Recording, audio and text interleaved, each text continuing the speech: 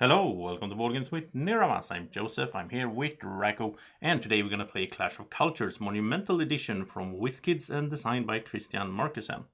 It's going to be really fun to show you this whole game in a full playthrough. Well, we're not going to show you the whole game because there's a lot of miniatures, a lot of cool stuff going on, a lot of different buildings we can build into our cities, and a lot of different advancements we can do. But you will see most of it during this playthrough, and we will also try to do a little bit of different things to show you what's in the game. So let's get started playing. So over here we have Draco. I have a little Draco meeple to indicate that that's Draco's side of things. So Draco is going to play as Japan, and he has his progress board here. This is where a big part of the game takes place. The other part is of course out on the map. He's also obviously the blue player. There is no green in this game. I am going to be the red player as usual. I will be playing as Rome, and we are playing with the full expansion and the full tools and resources we have available with the Monumental Edition. So we do have our own civilizations and our own little civilization board as well that we can get some more cool upgrades on. We each start with a objective card and a action card. So we're going to take a look at those very soon. I will be the first player to start off here, and I also have 3 leaders. I have Julius Caesar, Sulla, and Emperor Augustus that I could get into play later on. But I start off now with just one settler out here with my little settlement. It is happy, however. These settlements, these cities, as I will call them from now on, the cities can go from angry, neutral to happy, but we start off with happy cities. And we need to discover what's out there in the world. So yeah, let's get going. We also have a great play rate. I love that this is cardboard even. And on this side is if you're playing just the base game. This is if you're playing with the full Monumental Edition with the expansion as well, which we will be doing. So all the units we can buy, what they cost, what they do, and we also have a good overlay here of the action phase. So on my turn, I will be starting. I have 3 actions I can do, and I can do multiples of the same, except for one action here, which is influence culture. We'll get to that later on. But I could be moving up to 3 different groups or units of groups. I could be increasing happiness. I don't need to because it's already happy, my city. And I could found a city if I move my settler somewhere, and then I can use him to found a city. I can do an advance, which is what we probably will be doing a lot of times here in the beginning, where I get a new technology. This is a big tech tree basically that I can build up on. Finally, I can activate my city, and I can do that in 3 different ways.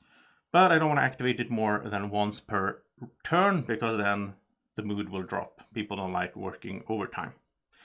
So what I'm going to start off with doing here is I'm going to do a move action. I want to see a little bit of what's around me. So I'm going to take my settler and I can move 1 space.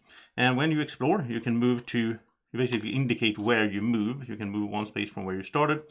I think I will just move straight into the middle, and let's see what's in here. So I am basically on this space. So we'll flip this over and take a look. Okay, so we have some water. There are rules for this, how I get to place it. If there were other spots of water anywhere close, I would have to connect this to another water space. If this was on the edge, the water had to be on the edge. Since none of those 2 are the cases, well, also he couldn't go into water, so I already decided he went there. If that had been water, I would have to orient it so he's on land, if possible. But anyway, this time I can go as I want. This is a barren space that we can't collect anything from. I don't like that, so I will orient it like that. And this means that now my city here has access. Let's see, he's over there. My city has access now to another plain space, which means I could gather some more food later on. So that was my first out of 3 actions. My second action will probably be to gather. No, it will be to do an advance. Okay, so I have 2 food. We each start with 2 food. To do an advance, it will cost me 2 food. But I could collect, I was thinking I could collect 2 food and then have 4 and then do an advance. I can't, because I can only have maximum of 2 food until I get my storage into place, one of my technologies. And when I do these technologies, it might be a little bit hard to see. So I will have one of the unused player boards to show you for the camera, since I don't want to mess with too many camera angles and stuff on this. It takes a lot of space. And there you can play up to 4 players, by the way. So yeah, I have these options to me, and of course I already have farming and mining is what we start off with. And when I go into one of these, I have to go to the top one first. So I can't just go straight in here. I have to choose one of the top ones first, and then I can choose any from later on. I can choose any of these here. So I think that what I will start off with is I am going to, as Rome, by the way, I have some bonuses here. So if I get engineering, I will also get aqueducts automatically. So engineering is down here. If I get roads, I will also get imperial roads and so on. So I will start off by going into engineering, which is down here, and I can go down there since I already have the one at the top. And when I do, I automatically get this for free, the aqueducts. And this is good for a few different things. First of all, engineering says I can immediately draw a wonder card. And then I can construct a wonder in a happy city. So I'm going to draw a wonder card. We have a deck here. And there are really cool wonders. I don't know if you noticed it, but they are up on the box there. Up there, we have all the wonders just placed just out of lack of space, basically. Okay, so I'll draw one of these. I got the Great Pyramids. Okay, it is this piece here. And these look so good. I love the look of these. So I need to have rituals before I can build this. Rituals is over here in spirituality.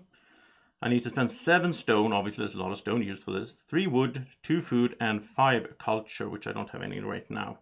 Then it says you keep this card and all the points from this monument, the 5 points here, even if the city is captured. So even if I build this, even if Draco captures my city later on, I will still get the points and I'll keep the wonder. And it also says I win ties for at the end of the game if we have a tie on end game points.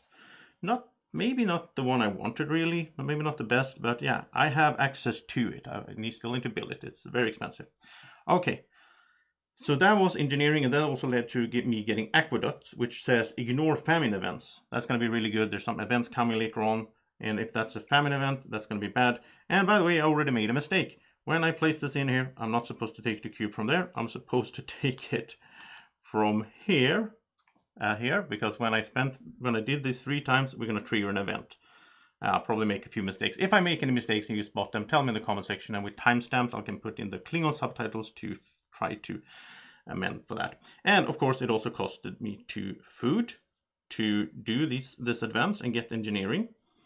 And I draw my wonder card, and now I can construct wonders in happy cities. And yeah, that was my...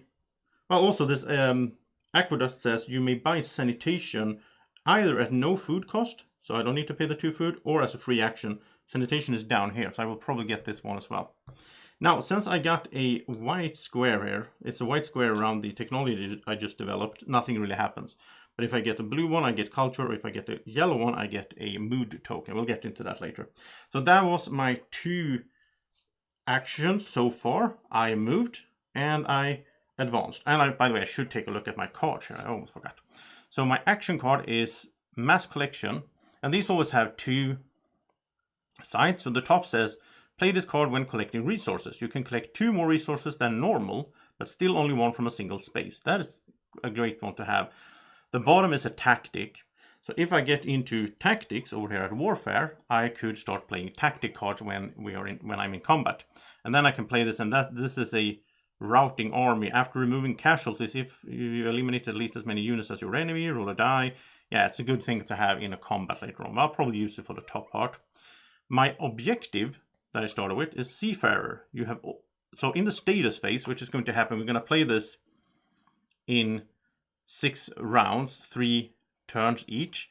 Between every 3 turns, we go into the status phase. In that status phase, if I completed an objective, I can claim it, and that will give me 2 points at the end of the game. So in the status phase, if I have all the 4 maritime advances, which I don't have any yet, these 4, I could claim this. Or aggressor immediately after eliminating at least 2 army units in a battle you started against another player. So if I attack Draco and eliminate at least 2 of his army units, I could just immediately show this and say, oh, I claim this, I get 2 points for the end of the game. So there's always 2, I like that system. So there's 2 ways to go. You could be aggressive or not. But I like this card for mass collection. I might actually use it right away as my 3rd action, because I still haven't activated this city. And I could activate the same city multiple times during a turn, like 3 times, because I have 3 actions. But every time I activate it past the first one, would reduce the mood. So you can go to neutral, or you can go to angry, which is bad. I'll get into that soon, because now I'm going to explain how collection works. So I activate my city, I will do a collection action. I will look at the size of the city, and the size of the city is important in many actions during the game. It's a one size city. You count the plastic pieces, but then it's also happy, so it's +1. So if I had multiples, if I had 3 buildings here, that would be 3, 4, 5. You always add 1 if it's happy. So I can collect 2 resources. When I collect resources, I can collect from the space it's in, or from adjacent spaces that there's not. If it's not a barren space, then I cannot collect here unless I get irrigation, which is over here. If there's an enemy troop, or if there's barbarian, yeah, there's a few things that stops me from collecting. If there's another city, I can build another city next to here, but then I cannot collect from that space.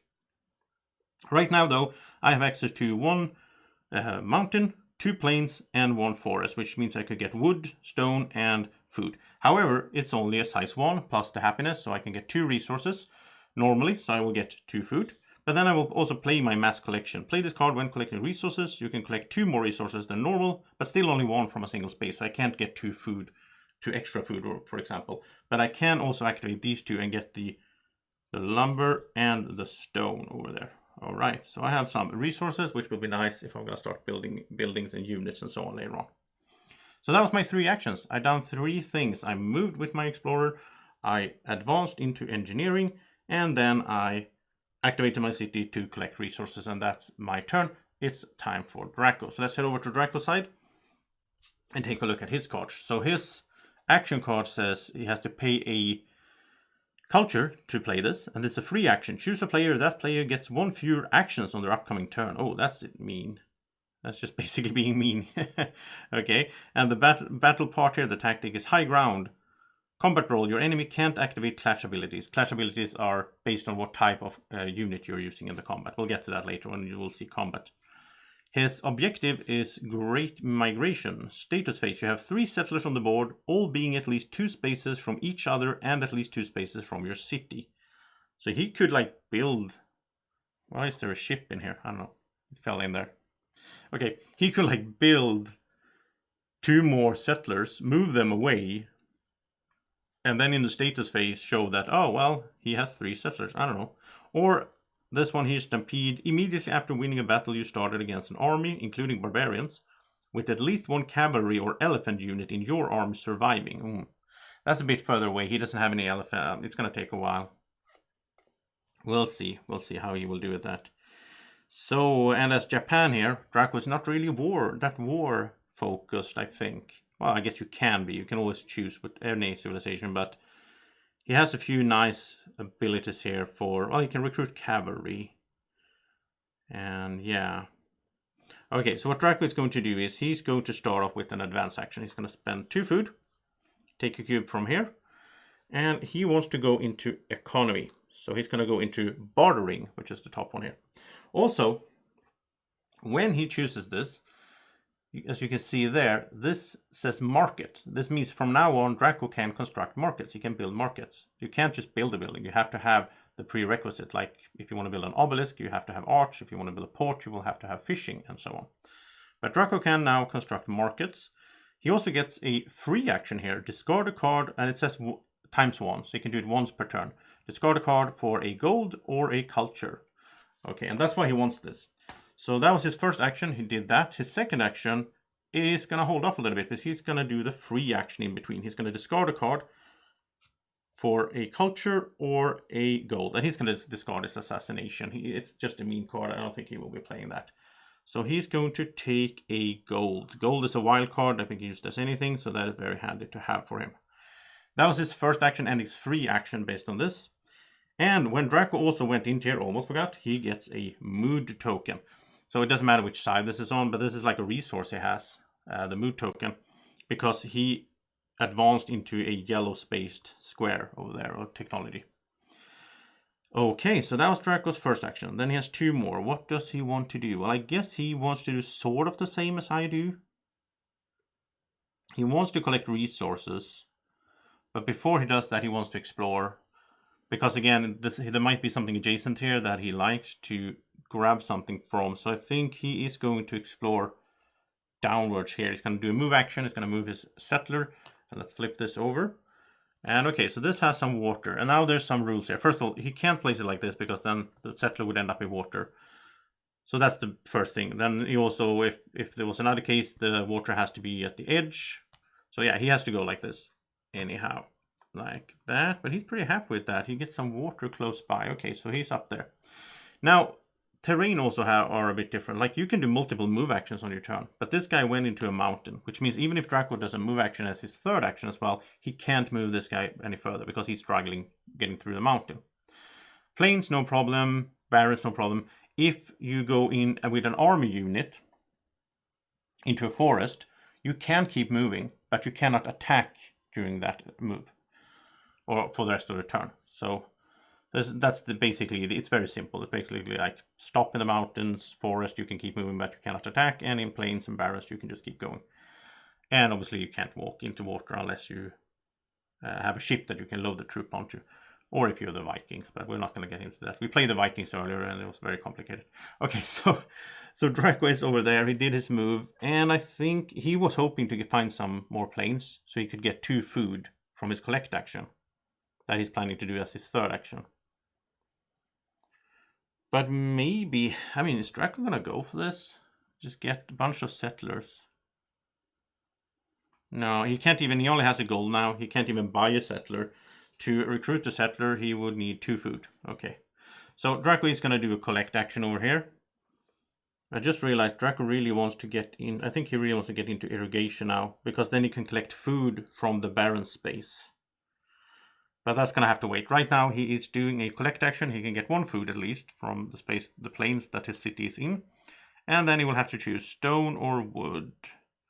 I think Draco's going to go for 1 wood there. Okay, so that was Draco's collection action, and he has done 3 actions as well, which means we go into round number 2 of the first age. So it is back to me, and what do I want to do? I have some food. I think I want to get the storage so I can keep more food. It is kind of annoying having to not be able to have more than 2. I also will aim to build my wonder. That's 5 points. That's my long-term goal here. But I think my short-term goal is just to keep exploring. I think so. But what I will do is I am going to activate my city to do a recruit action. And so I will, if we take a look here, I will build a settler. And it says here, info, the settler has no combat, but it's, as an action, they may found a city. I'm going to recruit a settler. I'm going to activate the city. I will take one of my little settler guys, and I will pay 2 food. And recruit him in here.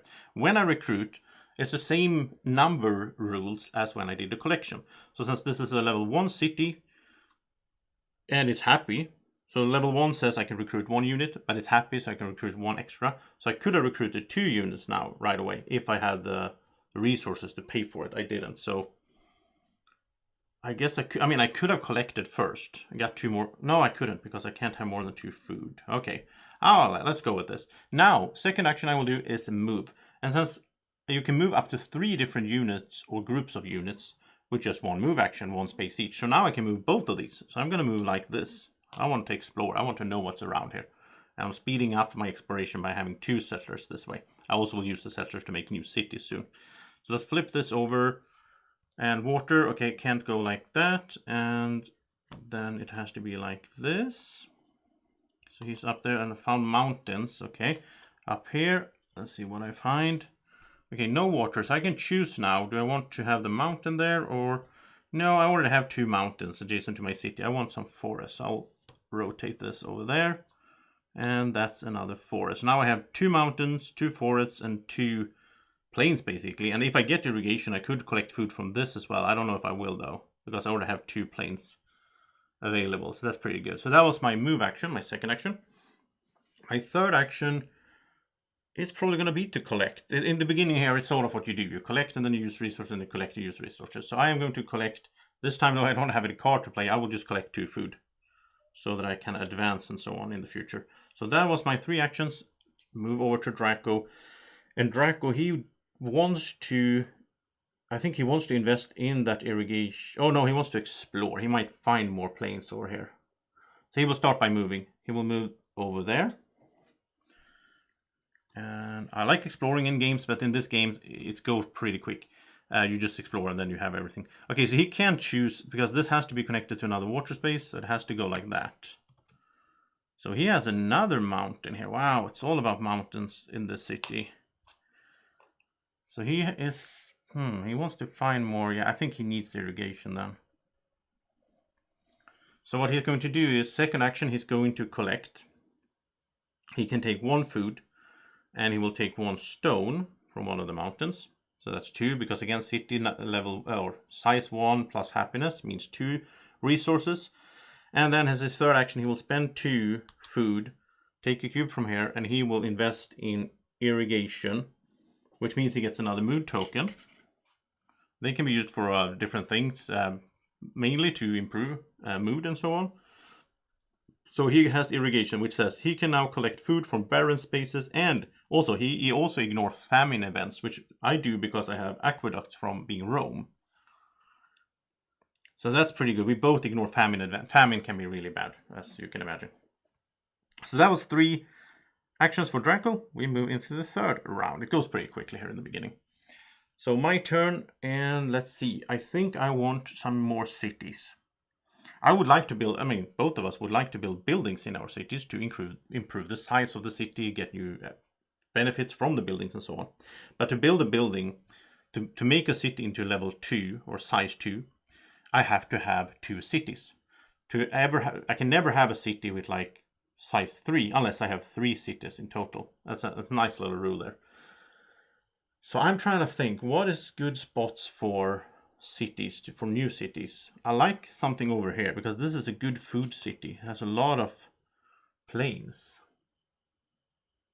and forest, but if I get a city here, this city can no longer get wood from that space, and that city can never get food from this place.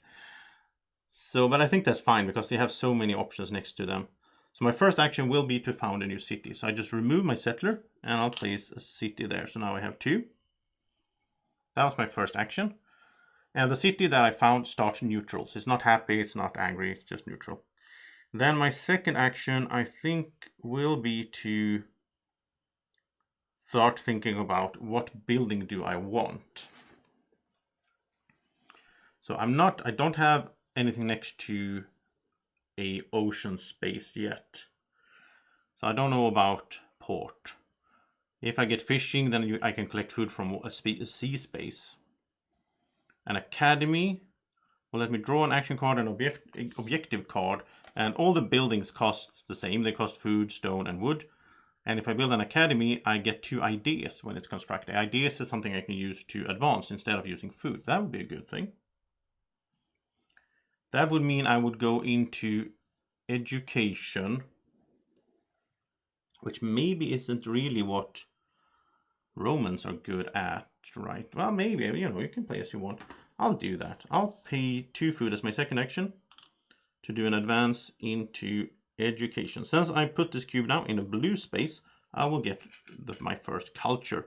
So now I have 1 culture. I need 5 to build this wonder, so that is a good thing to start gathering, and you can also use them for other effects as well during the game. It's a good resource. So let's see here. Now I can build an academy. I immediately draw an action card and an objective card as a reward for getting in writing. So let's take a look at those. So action card says, after declaring an influence culture action, play this card to target a size 1 barbaric city rather than a player. That could be good later on. We'll get into that later on. And the bottom part is a tactic that I can, if I'm defending, okay? My objective here is focus data space. You have more advanced categories with all 4 advances than any other player. So if I get all 4 of something and I have more than Draco has, then I can claim this. Or immediately after winning a land battle and so on. Yeah, we'll get to that more later. The combat doesn't really start before a while. I don't think I like this card that much, but maybe. We'll see. I can just keep them. We'll see later on. I don't really have to play, again, based on those. But let's see. That was my first action to found a city. Then I did this advance into writing, and I have 1 more action to do. I think I will collect again. So I'll collect here. This is happy, so that's 2, so I'll just get 2 food. Just goes back and forth like that, but yeah. Later on, when we have larger cities, we can collect a lot of stuff. So that was my action. Draco's action here. I think he wants to keep exploring, but he also wants to build another city. So I think his first action will be to collect here, and he will collect. Now he has irrigation. He can collect food from barren spaces. He will collect 2 food, like that. His second action could be to go here and recruit and so on, but then that city would be neutral. They wouldn't be happy, so he's not going to do that. His second action will be to spend the 2 food he just got in order to get into a new technology. And Draco is going to go into storage, so that his maximum food limit is now 7 instead of 2. He wants to be able to store that.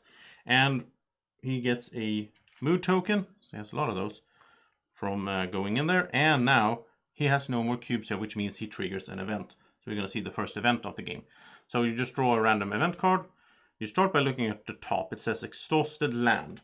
So Draco will have to take, oh, this is bad for him. He will have to take one of these tokens, put it next to one of his cities, and that space is going to be exhausted for the rest of the game, which means he cannot collect resources from it. You cannot found a city there. But he has 3 mountains next to this. He's going to go here. So this mountain is exhausted. He cannot collect more there. Then Great Warlord here says he may pay a culture to keep this card as an action card, and it has an action. He doesn't have any cultures, so he can't do that, which means it passes on to the next player in clockwise order. And I could spend 2 culture to keep it. I don't have 2 cultures, so nobody's going to keep it. It's going to be discarded. Let's just take a quick look at what it would have done if we could have used it. It says, as an action, do 1 or both of the following, get a free warfare advance, which is warfare down here. That would have been nice. And take a move action. If it results in a battle, I get, or whoever has it gets +2 fighting strength each combat round. This would have been great to have, but none of us could keep it, so just discard it. Then Draco will refill here with 3 new cubes, like such. And that was his first action. He got some storage. No, he collected first. Now he got storage. He has done 2 things. He can do 1 more. He's going to move. He wants to find out what's over here and see what is next to his starting city and all that. And okay, he can flip this any way he wants, and he's happy to find some plains here. So I think he will go like this, and he might plan to build more cities up in this region then, because this is a good food generating area, and he moved there.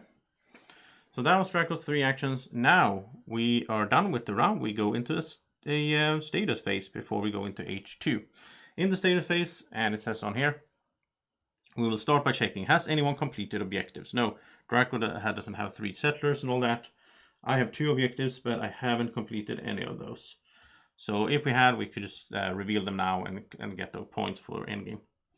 Then it says receive a free advance. So we'll start with me, since I'm the first player. I get a free advance.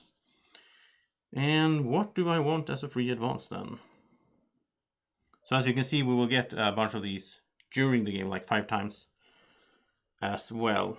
Okay, so I will go into public education, which will get me a mood token. Public education says once per turn, when I collect, I gain an idea if the city has an academy, and I'm planning to build academy. So that seems like a good combination there, and I invest more in education. And of course, I also have this one here that says that I can claim this objective if I have more advanced categories with all 4 advances. I might get all of them in education.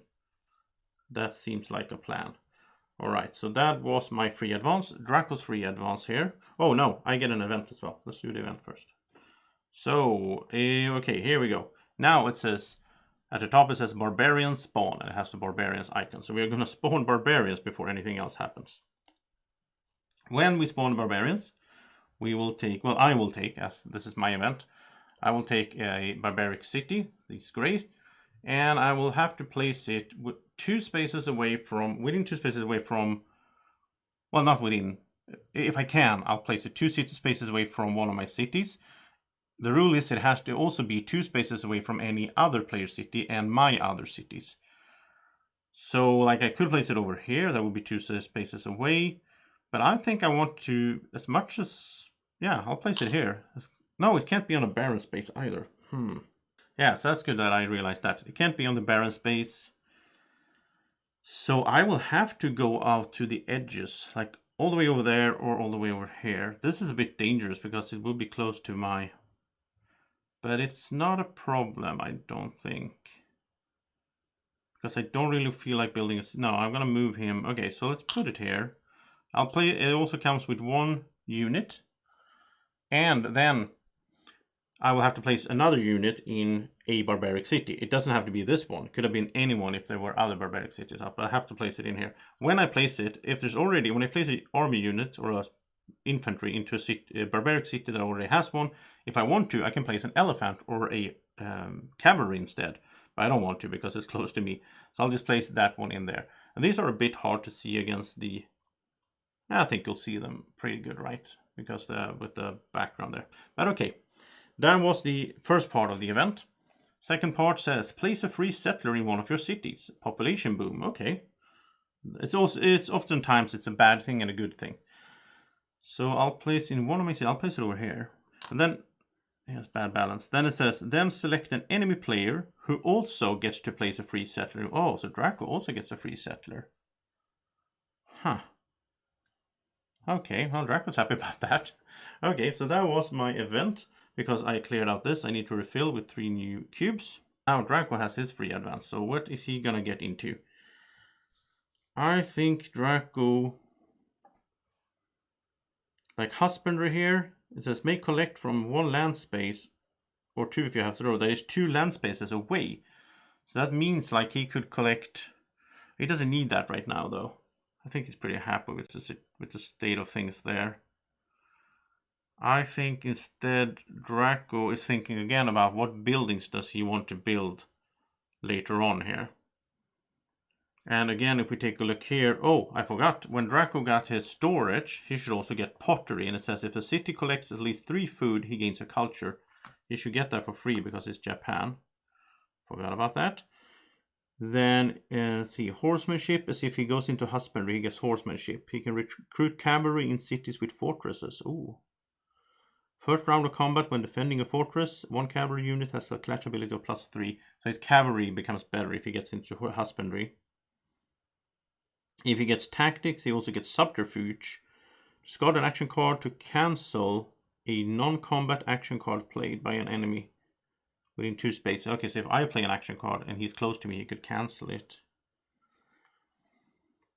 I don't know if he wants that though, husbandry. I mean, Japan should get the horsemanship, I should assume, but he doesn't really need cavalry right now. That's not a priority.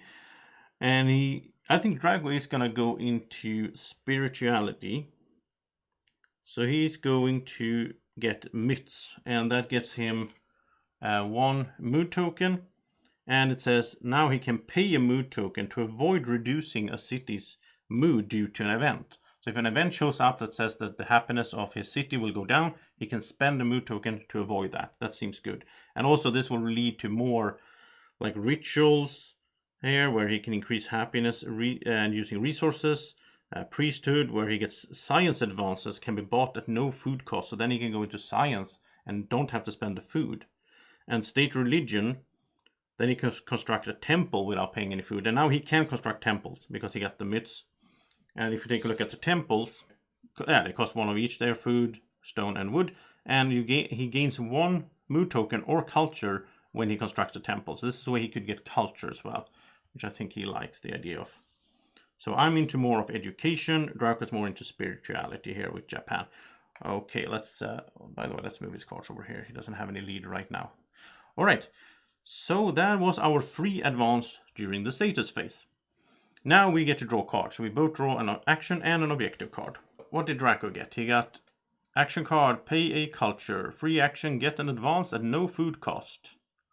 So free action, that's good. If he can get some culture, then he can get a free advance here. He likes that. He's probably going to play that later on. His objective is government. If he has all 4 advances in one of the government categories, which I haven't covered yet, but it's down here, these 3. So if you have to have the one on the top here, but if Draco gets like state religion, he could also get, then later on he can get theocracy. If he has all 4, he could claim this objective. Or immediately after capturing a barbaric city defended by at least 2 barbarians. I don't know if he's going to do that. He also has bartering. He can sell a card. He might sell it. We'll see. So that was his free card. So let's see what I got. I got action card. Free action. Get a idea for each of your cities with an academy. That's perfect for me because I am planning to build academies. Nice. Okay, I like that. Or the other one, the objective is to own more cities with academy. Are you kidding me? I just draw these randomly. Sorry, Draco. I'm just getting lucky here.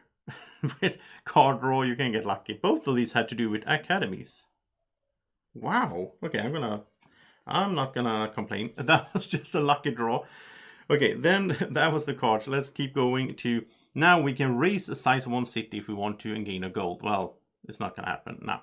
But I guess if you have a city in a spot that you see it's gonna be taken soon or whatever, you can raise it to get a gold at least. We can also change government now if we pay a culture and a mood token. So if I had, for example, you still need a prerequisite, but if I had autocracy and drafting here, I had autocracy, but I realized, no, I want to have democracy instead. I could change if I also had philosophy before that. And then we're going to determine the first player. And the highest total of tokens, basically, culture and mood tokens, well, it's going to be Draco. He has 4 to my 2. He gets to pick who goes first. He wants to go first. So there we go. Now Draco is going to be the first player in the second age. And we're going to start with round 1. So Draco, what do you want to do as first player? That's the question. Well, he wants to get a, if he gets a culture, then he can play this as a free action. So that's an idea. He also wants to build more cities, basically. So how would he do this in a smart way? I think he's going to start by doing a move action. So he's going to move both of these. And he's going to move like this. Then the question is, should he make a city here? But without knowing what's there, that's the problem. So I think his second action will be to collect over there. So he can collect 2 things. He's going to get 2 food. Then his third action will be to spend the 2 food to make an advance. So he is going, and now he wants a culture. So he wants to go in something that gives him culture. And remember, he has this here, the temple, the myths. But he wants to keep building on this, I think. So he might get into rituals. Okay, when he does that, he gets 1 culture because it's a blue square. And then now he can increase happiness in his cities by using resources instead of using happiness tokens. And then he can use the happiness tokens for other things if he gets the right advancements and technologies. There's a lot going on these boards, and I haven't played this game enough to know all of these by heart. So yeah, you just have to bear with me, maybe not playing the best strategy or whatever, but I'm trying to show you how the game works. So that was Draco's action. He moved, he collected 2 food, he used the 2 food to advance there, and he got this. But now he will do his free action. So he will spend his culture, play this card, and it says pay 1 culture to play free action, get an advance at no food cost. And use the cube from supply, not event tracker. So he doesn't have to trigger an event now. He only has 1 cube left there. He can take the cube from his supply, which is also good. So now he gets a free 1. And this time I think he wants to go into warfare. And he will get another one, another culture because it's a blue space. And this is tactics, fortress. Now he can build a fortress, which is a defensive structure. And then now he can move army units. Before this, like, he couldn't move. Even if he got army units, he couldn't move them. Now he can move army units and he can use tactics. So now he can use his action card. Like, I have an action card over here. I can use a tactic if I get that tactics development. All right, so that was Draco's 3 actions, and he's now the first player. So it's my turn to do 3 things. And I have these barbarians here, which, you know, worries me a little bit. But the thing is, if I would pull an event that says the barbarians move, I get to choose, like, they will move to closer to one of my cities. But I get, since it's 2 spaces away, no matter how they go, I get to choose. So I can make them move here instead of moving here and killing my settlers. I'm not that worried about my settler for that reason. But I want to now I want to build academies, right? So I need, Well, I have the resources. I think I want to make one more city before that. And I think I would like to have a... So I'm going to move. I'm going to move first. I'm going to move over there. I will move away with this guy so he's not in the danger zone there. So that's my first action. I'm thinking about making a city here. Have 3 on a line like that, because this can still collect from food, lumber, stone. This can go for stone. Yeah, I think that's fine. So I'm going to make a 3rd city over here. And you'll see soon why I want to have multiple cities made before I do anything else. So that was my first actions. Move, make a city. And the 3rd one will be an advance. And I will pay 2 food. I'll take a cube here. And I will advance into... I'll go into bartering, because I also want to be able to sell cards. I think that's really good in the game, in economy here. This also means I can build a market, and Draco can as well, by the way, because of that. So we can build markets. I should mention that. So markets, cities with markets may recruit cavalry and elephants. And you gain 1 gold total when an enemy uses trade routes with 1 or more of your cities with a market. We can do trading with each other as well later on here. So since I did that, I get a mood token because it was a yellow space. And now I have a free action to discard a card for gold or culture. And remember, I am going to need a bunch of culture to build my wonder later on. So I am going to discard a card. Not one of those I just got, because those are really good. I'm going to discard my old objective that I started with, the Seafarer. I'm not really going into Maritime. I don't think anyone else is doing... I mean, maybe if there's water here, maybe there's a big lake here or something. I will see. I'm going to sell this for 1 culture. Okay, so that was my 3 actions. Again, moved, founded a city, and did an advance, which led to economy here, which led to this. And I'm going to use these on my next turn. Now it is Draco's turn. And we go into the 2nd round of H2. Draco, 3 actions. I think he wants to explore, first of all. He's going to go there. So let's see what's over there, which is good for me too. I mean, it's going to help me in a sense, because I get a new space over there. And I keep this. Yeah, we'll see. So he can orient this as he wants, because there's no water involved. So how do you want it, Draco? I think you have so much mountains anyway. You want it like this, right? And that guy is over there. And this board is not the best at keeping together. But okay. So Draco did move, but he can also move this guy. He's going to move him there. You can move up to 3 different units in 1 move action. His 2nd action will be to found a city over here. That's a good spot for a city. It has a lot of good collections around it and so on. Because now he has 2 cities, he can build a building. Because he can have a city of size 2. And he wants a temple, right? He doesn't have any food, but he can spend the gold as a wild card. So he can spend stone, wood, and gold as the wild card, as food. And now he can build himself a temple. So let's take, again, a little look at this here. So the temple, he will get a culture or a mood token when it's constructed. And he already has a lot of moods. So he's going to take a culture. He can build it into any of his cities, but he's going to build it down here. So this is now and I really think this is so cool in this game. I really like this little part where you can click these sort of onto your city and have 4 around it. So yeah, so he has built a temple, which means he got the culture. And now this is a level 2 city, or size 2, I should say. I don't know why I keep saying level. And it's happy. So now if he collects with it later, he can collect from 3 spaces. If he recruits, he can recruit up to 3 units in it and so on. And Draco has built the first building of the game. And yeah, he's pretty happy with that. I don't think anything else triggered on that. But yeah, now, since this is says he can collect 3 things. On his next turn, he can do his pottery thing. So if a city collects at least 3 food, gain a culture. So Draco could collect from there because he has irrigation. So food, food, food. He could get a free culture that way. That's a nice combo for him. So that was his 3 actions. He moved, he founded a city, and he built a temple. All right, so my turn. And now I am going to do an action that you haven't seen before. I am going to do the increase happiness action. When you do that, you can, in as many cities as you want, you can spend 1 mood token to increase the happiness 1 step. So if the city was angry, I could increase it into neutral. Since it's neutral, I can increase it into happy. And same goes for this. So I will make both of these cities happy in 1 action. So now all of my cities are happy, which means they can do more things. Okay, so that was my first action. Then I'm thinking that I need resources, really. And I think I will start off by... well, yeah, I'll start off here. I'll collect 2 food. And then as my third action, I also want to build buildings, because that seems fun. So I'm going to build a academy, right? So it costs me wood, stone, and food.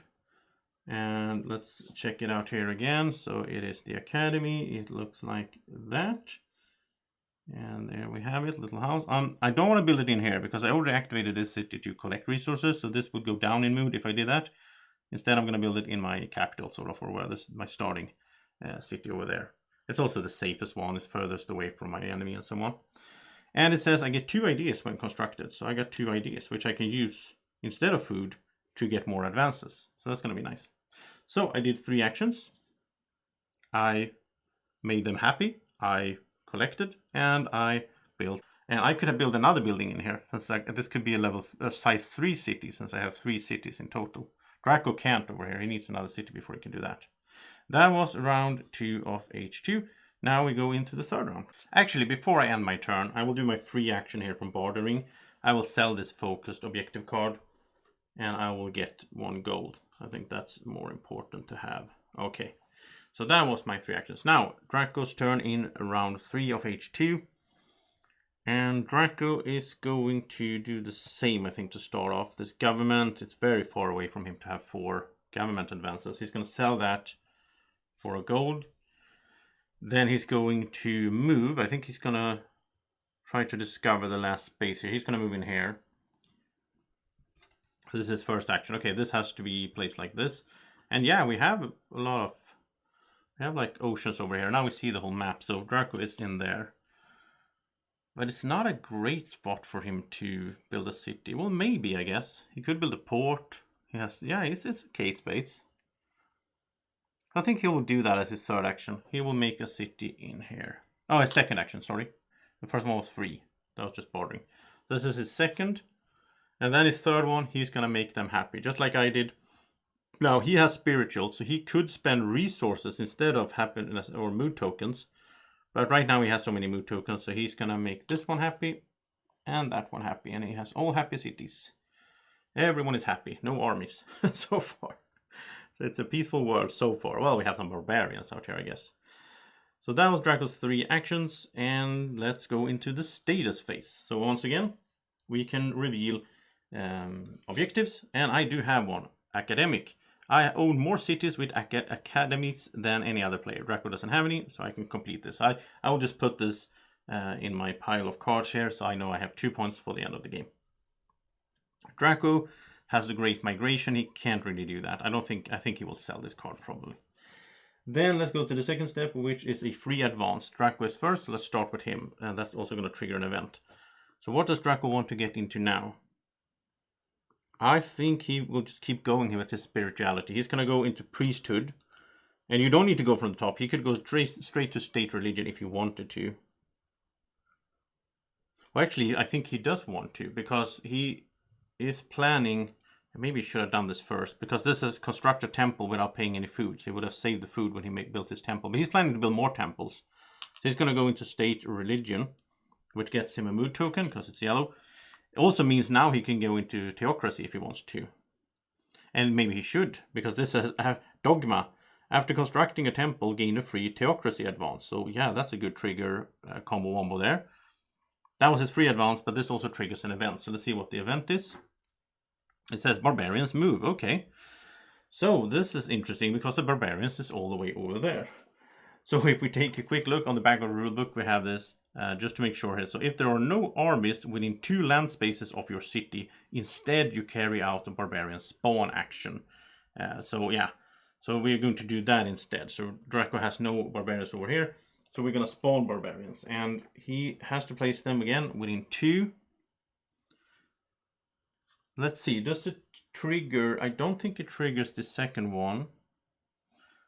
The first step. Okay, so this means he will not place a second army figure. Otherwise, he would definitely have placed it over here in my space, or like closer to me. There has to be 2 away from all these cities and 2 away from me. So over here, it's basically no way. So it could be over there, but I think he will go here since he's kind of planning to build more over there, I think. But you can also conquer these. You can conquer these, and that will be pretty. Oh, actually, speaking of that, maybe this is how he gets a city over here. If he places it there, it's 2 away from everything. He could build up a little army, go over there and conquer it, and that would get him that, and then he would have a city over there. Yeah, I think he's happy with that. So that was the barbarian's move, but since there was none close to him, instead it became a barbarian spawn. Now let's go into the severe famine here. So it says Draco loses 2 food. If he doesn't have food to lose, he must lose as much as he can, and then spend happiness. Draco has irrigation, so he doesn't have to worry about this, which is fine. If he didn't have irrigation and he didn't have the food, which he doesn't, then he also has myths, so he could have paid a mood token to not have to reduce the happiness as one of his cities directly to anger. So yeah, he had multiple ways to get around that, but he's fine. And we will refill here with 3 new cubes. That was Draco's free advance. Now it's time for mine. So what do I want to get into now? Maybe, I don't know how good that is. Free education. It says, after buying an advance, using at least a gold or an idea, which I could do, then I can exchange an idea into a mood token. I don't know. I think I want my ideas. I don't know if I like that. I don't know if that's something for me. I think I will go into storage now so that I can have more food. I don't know if you can play the game without going into storage. I feel like you always do that. Or at least I've done when we played, because it's good to be able to store more food. Okay, so now I also got a happiness token because that was a yellow one. That was my free advance. Now we will get some new cards, right? So let's see what we get here. Draco's action card is play this when collecting resources. You can collect 2 more. That's a great one. He's happy about that. That was a good one for him. And his objective is culture. If you have all the 4 of the traditions, he can score this. It's not even close. Or immediately after a battle against a size 5 city or a city with a wonder. Okay, this is one he's going to sell. Yeah, for sure. That's not going to happen. My action card, I got leadership. Pay a culture to gain an extra action. Oh, that could be nice. I like that. And my objective is coastal culture. You own more cities with ports than any other player. I don't know if that's going to be a thing. I don't know. In this game, I don't... depending on how the map shows up. If we had a lot of water in the middle, we might want more ports. It might be in this playthrough that we don't really build as ships and so on. They are pretty cool. They can transport units and so on. We did that in our last playthrough, and Draco was that was off cam. When Draco was the Vikings, he had a lot of ships, and he obliterated me.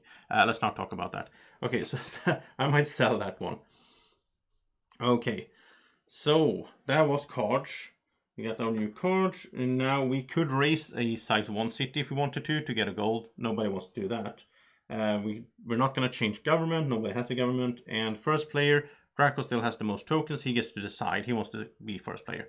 So Draco will start us off with the first round of H3. And he will start off by selling this card using his bartering. And I think he wants a gold. That's always good to have. Then I think he will collect and use this card. I think so. Well, this mountain is gone because of the exhaustion. But he will activate the city and collect. So he can get 4 things in total. So he's gonna get 3 food. And a few things here. He can get food from the barons since he has irrigation. And he can get over 2 food since he has storage. So as he has 3 food, and he's also gonna take 1 lumber. And his pottery will trigger, since he's Japan. If a city collects at least 3 food, he gains a culture. So there we go. Nice combo for Draco there. Nice, nice, nice. No, actually, he can get 5 things. He has 2 level, size 2 city plus happiness. Yeah, so he can get 1 more. But that one has to be stone, because that's the only thing he has to activate. So 5 things in 1 collect action. Nice, Draco.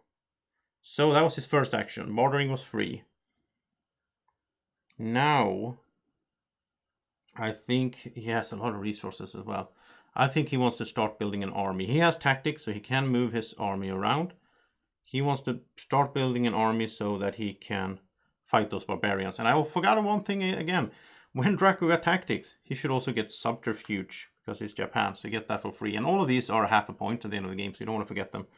So this means he can discard a card to cancel a non-combat action card played by an enemy within 2 spaces. So if he's like there, he is within 2 spaces of my city there.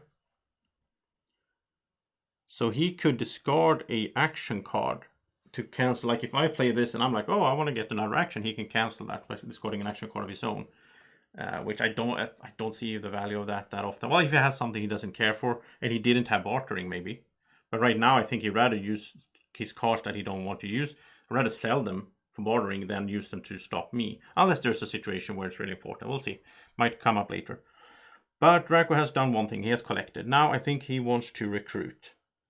And when he recruits, it's a size 2 city plus a happiness, so he can recruit 3 things at once. So can he do that? That would be the, you want to maximize. This game is all about limited amount of actions. You want to maximize your actions. So infantry would cost him stone plus food. He can't get an elephant or a cavalry since he doesn't have a market in the city. He could get a leader though. I think he wants to get a leader out.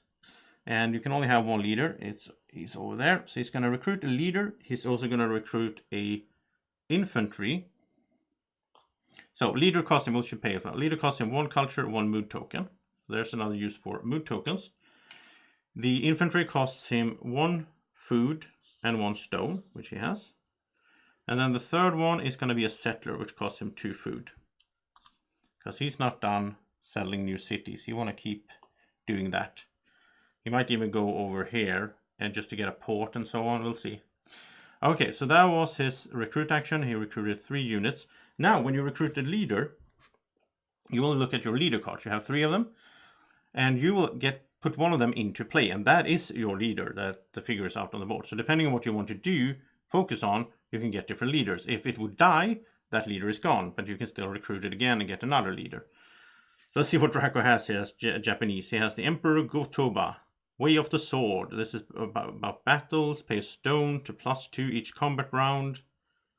That's pretty good. Scholars, after constructing an academy or observatory, he may buy in advance as a free action. I don't think he will be doing academies or observatories. Emperor Yimu, your fortresses gets +2 combat strength each round, as long as he's within 2 spaces of them. So he's like a good defensive leader then, I guess. And he could build fortresses since he has tactics. Mythical. After he has fought a battle and survived, you may pay a culture to reclaim an action card you spent during the battle. He doesn't have any action. I don't know. And the Emperor Soiko here. Japanese Buddhism. As an action or free action, if you have state religion, which he does have, he can pay a culture to change an influenced piece in her city into your color. So this is something we haven't done yet. This is the one action we haven't really done yet, I think, which is influence another city.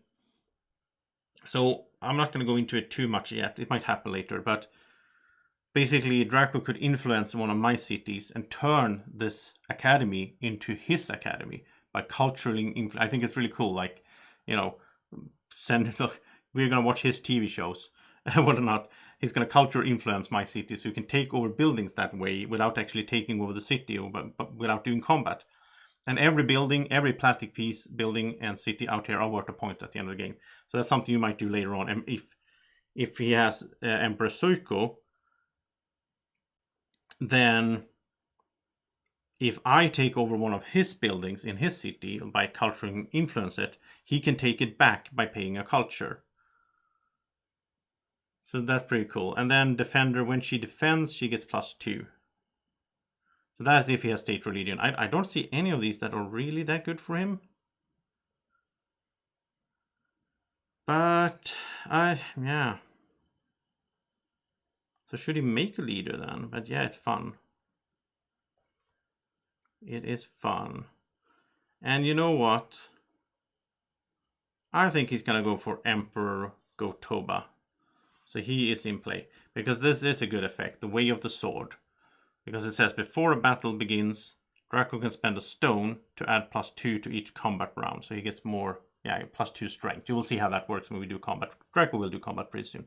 So Draco activated city to collect resources first, right? And now he recruited, which means they're not that happy. They have to work overtime. So it's a neutral city now. They're not happy anymore because he did 2 things with the same city in the same round. Maybe not that smart. I don't know. But Draco is excited to recruit some units. Then his third and final action, he is going to build. And so he is going to spend... Well, actually, does he want this before he makes a temple? Yeah, I think he will. Okay. So his third action... No, then he should collect. Okay, so this will collect instead. So it will collect 2 food. So then he can do the Theocracy advance to get Dogma as a state religion. Then, next turn, I'm thinking. Then he can build Temple. And when he builds a temple, he doesn't have to pay any food. And he will also get a free other Theocracy advance right away. So that's pretty good. So that was Draco's 3 actions. And we go over to my turn. In my turn, I will sell this due to bartering to get a gold. I'm trying to think, like, how badly do I want these pyramids? I think I want them. So, like, I need to start planning around that. I need 7 stone. That's a lot of stone. Yeah, so I kind of need to start focusing on that. I have this one, which would get me an extra action. But I think my first action now will be to do something you haven't seen so far. So I'm going to do a cultural influence action. So normally you do this against your opponents or other players in order to change, as I talked about, you change their buildings into yours. But I'm going to do it against the barbarians because of this card. I have this cultural awe, which says, after declaring an influence culture action, which I just did, play this card to target a size 1 barbaric city, which is this one over here. And it says, if successful, replace the settlement piece with yours, so I get that city. And if there are any barbarian units, you may convert 1 into a settler or infantry and remove the rest. So this is the way I could deal with these without having to fight them. So the way this works is I am going to roll a die, and I need to get to a 5 or a 6 to succeed. I can boost it using culture. So if I get like a 3, I can spend my 2 culture in order to boost it. I haven't shown you the dice yet. They are pretty cool. They are basically 12-sided dice with 1 to 6 times 2, but they also have different symbols. So you could get like an elephant or an infantry and so on, and that would trigger clash abilities in a combat. Now, since I'm just doing this cultural influence, I'll just roll a die and try to get a 5 or 6. So let's see if I can do that. Here we go. And that's a 3. Okay, then I'll spend my 2 culture to get it up to 5, and I succeed. Because I don't want to fail it. Like, if I would do it against Draco and I would fail, I can just do it again. I can just do another action to do it. But this time I am using this card, so I don't want to fail. So that was costly, but I think it's worth it. So this will become my city, which is great. So I have a 4th city without like having to build one or conquer one. And I will remove these, and I will get to place an infantry or a settler. Now an infantry, I couldn't move it, but it's fine. I'll get tactics later on and move it around. So I have my first soldier that is just staying there. He can't move anywhere. And the other one just goes away. So this is not regarded as a battle. So yeah, great. I'm happy with that. I culturally influenced the barbarians so much that they joined me.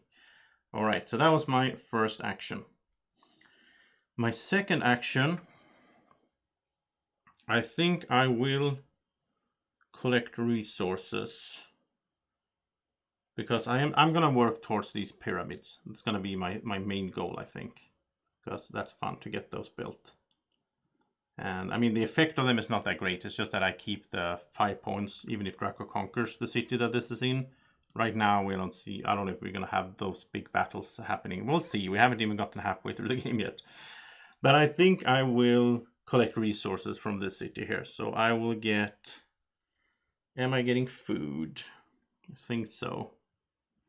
Well, I will get 2 food. I can get 3 things. So 2 food and a stone. So then my third action will be to build an academy. I don't want to activate this again. It already has an academy. You can't have 2 of the same building in the city anyway. I'll activate this city. And that will cost me 1 food, 1 stone. I don't have the wood, but I can use gold instead. That's why gold is so good to get from bartering and so on. You also get gold if you conquer enemies.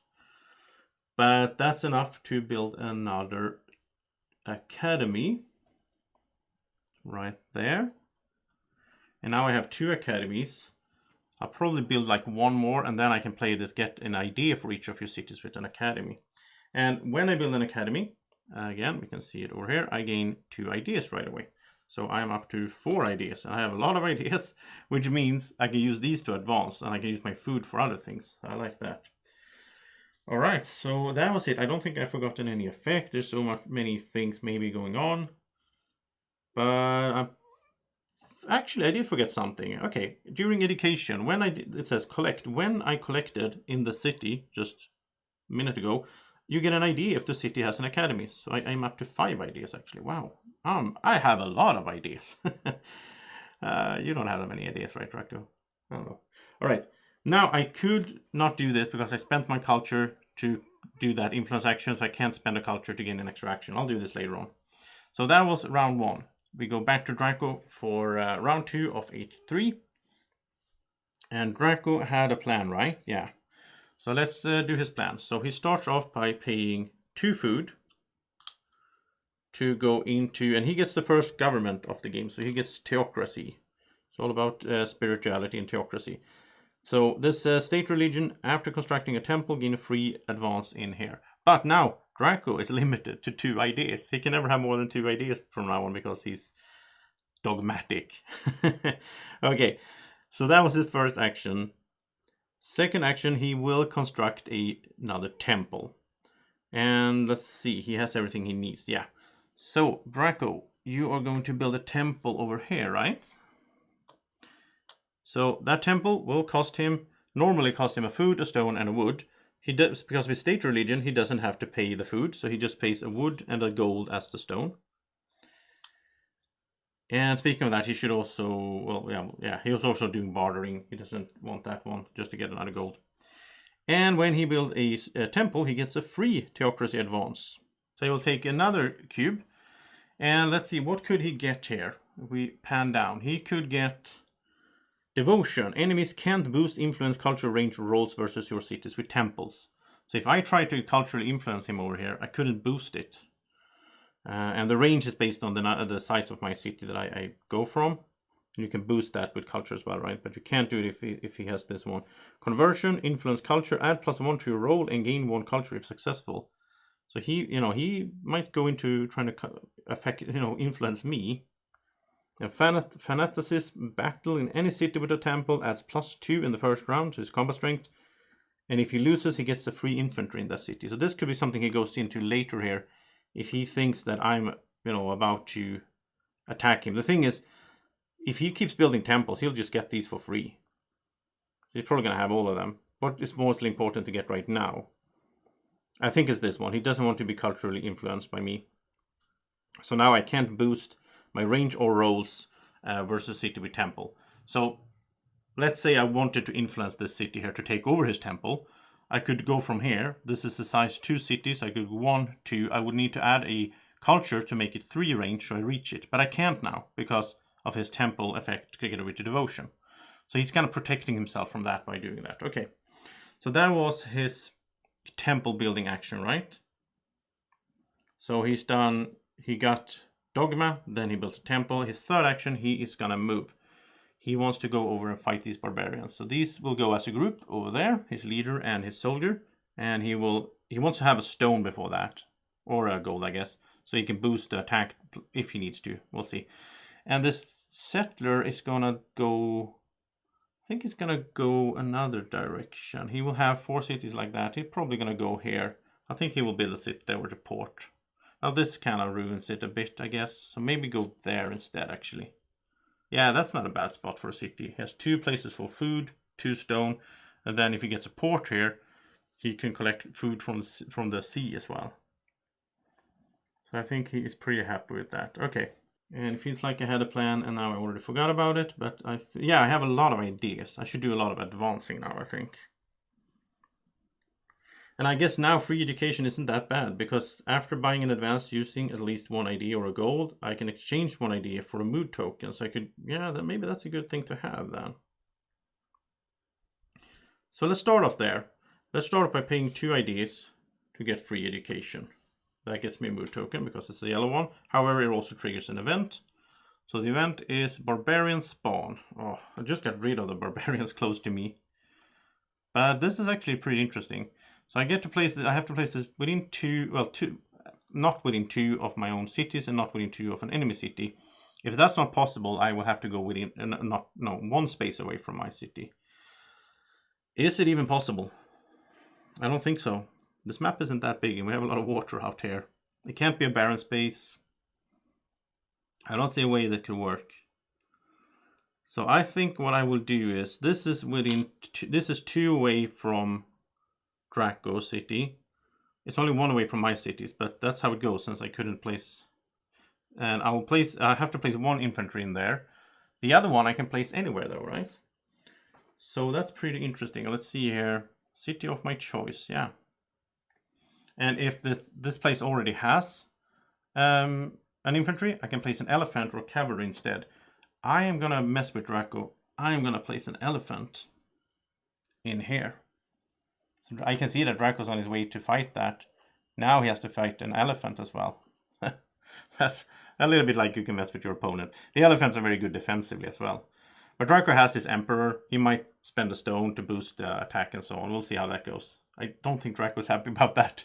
That messed up a bunch for him. But okay, then we look at the rest of this. It says you may pay 1 culture to keep this card. I don't have any culture, so I will pass it over to my left, which is Draco. He can spend 2 culture to keep it. Okay, so immediately when bought, place this card in front of you and put an advance cube from another player's supply on the card. If you or that player attack each other, the attacker must pay the other 2 culture or they can't attack. And that's the first time we battle, then it's gone. So if Draco wants to be sure that I can't attack him, or like it's going to be expensive for me. No, I don't think Draco's afraid that I'm going to attack him right now. He's going to discard that. Okay. That was I need to refill. And that was my first action, right? I got into free education. As my second action, I will do this again. I will spend a food and an idea. And now since I have free education, because I spent at least 1 gold or ideas, I can exchange an idea into so I will do that. Exchange that into a happiness, or a mood token, I should say. All right, and now what am I getting into? Am I just doing... Yeah, I'll do that. I'll do philosophy, which gets me another mood token. And now it says immediately gain an idea. So I'm getting all kinds of combos here, but this free education is just once per turn. So I've done 2 actions, 2 advances, and this also says gain an idea after getting a science advance. So now I'm thinking I want to do science. So maybe, is that my third, or do I have anything else I want to do as my third? I need tactics as well. I need to go fight this, because I think I want to get into tactics as my third. So I'll spend a food. I'm just doing advances now, which is good actually. So I'll do that. I have 1 idea, 1 food. I'll get tactics, so now I can build fortresses, and I may move army units. Since I did that, that's a blue one, I get a culture, which means I can play this and spend my culture to get an extra action this turn. And with that action, am I going to attack? It's 1 versus 1. It is a bit risky. I don't think so. Instead, I think I want to gather resources. I need stuff. So if I use this one, I can get food, and the third thing, which will be a wood. And I'm planning to recruit another soldier, or maybe my leader, and then move in and fight that. So that was round 2, and we go into round 3. I forgot something. When I got bordering, it's been a while since I did that. I also should have gotten slave economy because I'm Rome. This says that I can spend mood tokens as any resource when constructing a building, and I gain a gold and a mood token after any battle I win. So now I want to win battles here. Wow, yeah, you shouldn't miss stuff. Same goes for Draco. When Draco got into theocracy, he got a government advance, and it says shogunate any government advance. He should have gotten this one for free. And this says that as an action card can be played as free actions once per turn, and he may use draft, which is over there, he doesn't have that, to draw an action card instead of building an infantry. But okay, so he should remember, if he gets an as an action card, it says as an action you can do something, that's free actions for him once per turn. Okay, wow, there's a lot to keep track of in this game, and I'm probably going to keep making more mistakes. I'm sorry, but I'm doing my best here. So it is Draco's turn. We're in the third round. And Draco is a bit conflicted now. Does he want to fight there? I mean, an elephant could be a tough opponent. Again, the barbarian has to roll the elephant symbol, though. But I think Draco's going to play it safe. He has no hurry to go in there. So instead, his first action... he's probably going to get some resources, right? Go here. He has irrigation, so he can get food. He gets 3 things. So food, wood, and stone. Second action, he'll spend all of that to build a market. But he's going to build it over here. This is a 3-size city now, which is fine because he has 3 cities, so he can have a city size 3. That's his second action. His third action, now he wants elephants, but elephants or cavalry, but they cost wood and food. So he's going to activate and collect in his city over there. I guess he'll get to food. That's pretty good. Yeah, he will have to wait a bit with all his plans. That was his 3 actions. He's kind of doing a setup round, but he got another building. He has a market, so that's not bad. If we take a look here, it says that the market also, if he gets a gold when an enemy uses trade routes. We haven't done trade routes yet. It's over here. We can do that, and that's like a passive way to get in food. But then you have to have like a settler or a ship within 2 spaces of an enemy city. So we'll see. We might never go into that. We'll see how it goes. My 3 actions for round 3. I think they are going to be... I mean, I could get democracy now. I could do a free action to pay happiness to take an increased happiness action. That's a free action. But yeah, my cities are pretty happy. Remember, I want to recruit a soldier or a leader and start fighting here. So I think we're going to have the first fight of the game. So I could do... I also want to build an academy. So I can do this and get like 3 free ideas. So am I building an academy? I think so. I think that's my first action. So that's wood, gold because I don't have any stone, and food. And I'll build another academy. I'll build it up here. So I have 3 cities that are the same really on a line there. Did I have anything triggering when I build an academy? I don't think so. No. Okay, so that was my first action. Second action, I will collect in this city, which is gonna be, see, my leader. I would need culture to build my leader. I'll probably wait with that. I'll collect. I get food. I get 3 things: food, and a lumber. Then my third action will be to spend 2 food to build a infantry. I'll build it over here, so I'm not activating that city again. Also, when I activated that... Oh, no, I should have taken 3 food, sorry. I should have taken 3 food, because if I... No, I don't need to take 3 food. That's Draco. I took 2 food and a wood, but after I collected, since I had an academy, I also got an idea. That's what I'm looking for there. Yeah, I also got an idea from that. Okay. So that was my 3 actions. Yeah, I built an academy, I collected, and I recruited a unit. Not the most efficient action, I guess, since I only recruited 1 with an recruit action, but let's go with that. Let's go to status phase. Again, don't watch these for strategy tips. So... there we go. Let's see here. We will start off with objectives. And none of us have objectives at all. We get free advances. So let's do Draco first, and this will trigger an event as well when we do this. And he doesn't want to do theocracy because he gets free theocracy when he builds temples anyway, so there's no need. Does he want to do any warfare thing? If he gets steel weapons before land battle, he can pay a stone to add +2 each combat round. I mean, that might be a thing. If he has both his leader and steel weapons and has some stone, he can get a really strong attack against those over there. So maybe that's a thing for him. And it's not a... No, I think Draco's going to go this way. He's going to go into taxation. Then as an action, he can pay a mood token to gain food, stone, or lumber per city he has. And soon he's going to have like 5 cities. So I think that's a good plan for him. This is going to trigger an event though. So let's see what happens for Draco here. It's a civil war. Oh wow. If you have any neutral or angry cities with an infantry unit in, then select one. He does not. Because he doesn't have an infantry unit in there. That's good actually. I assume, I don't know. Because then he would eliminate an infantry unit and reduce happiness. The other thing, but since if you have no such city, then reduce the happiness 1 step in any of your other cities. But Draco has myths. So he can pay a mood token to avoid reducing a city's happiness due to an event. So he's going to do that. So he got away. Okay.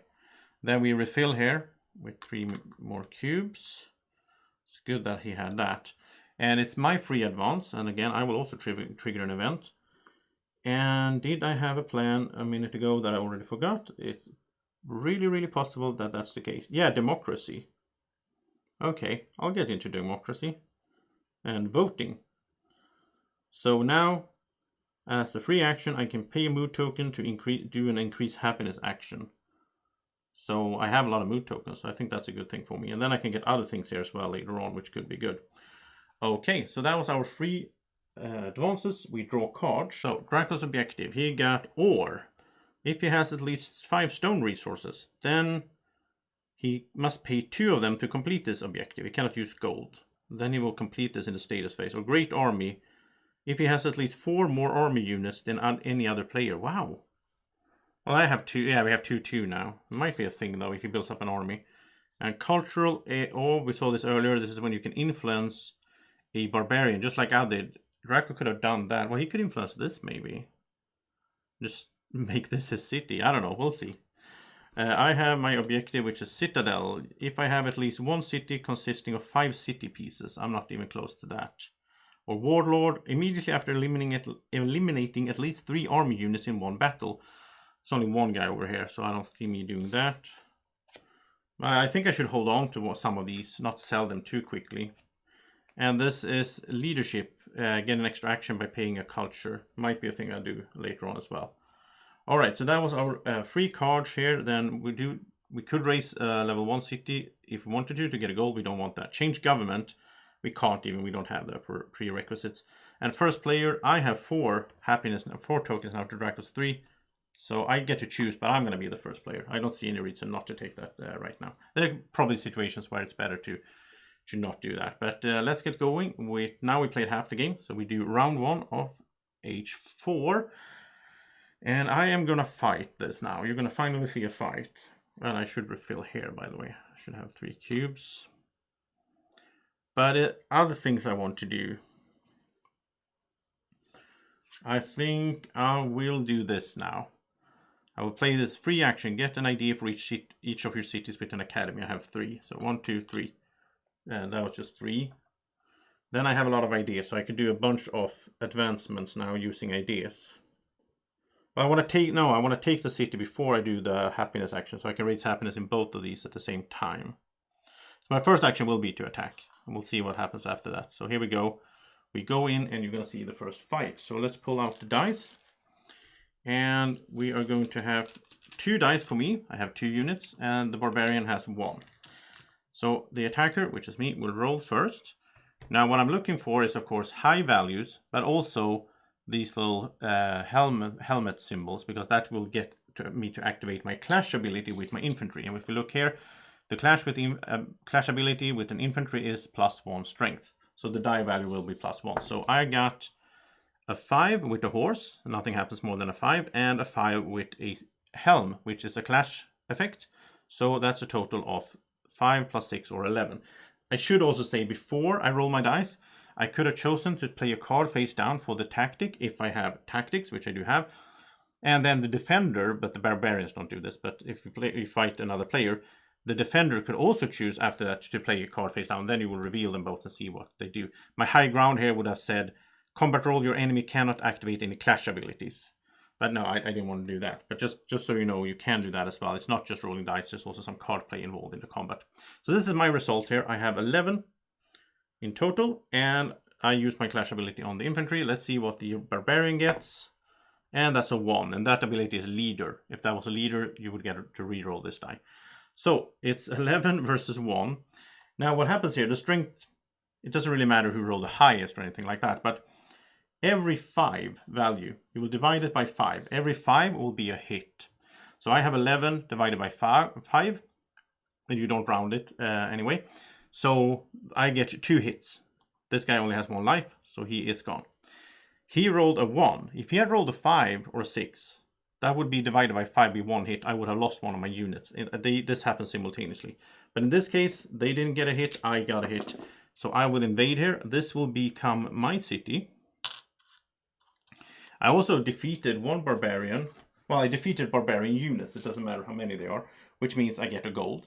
And then I took over an enemy city, and depending on, like, that gets me another gold.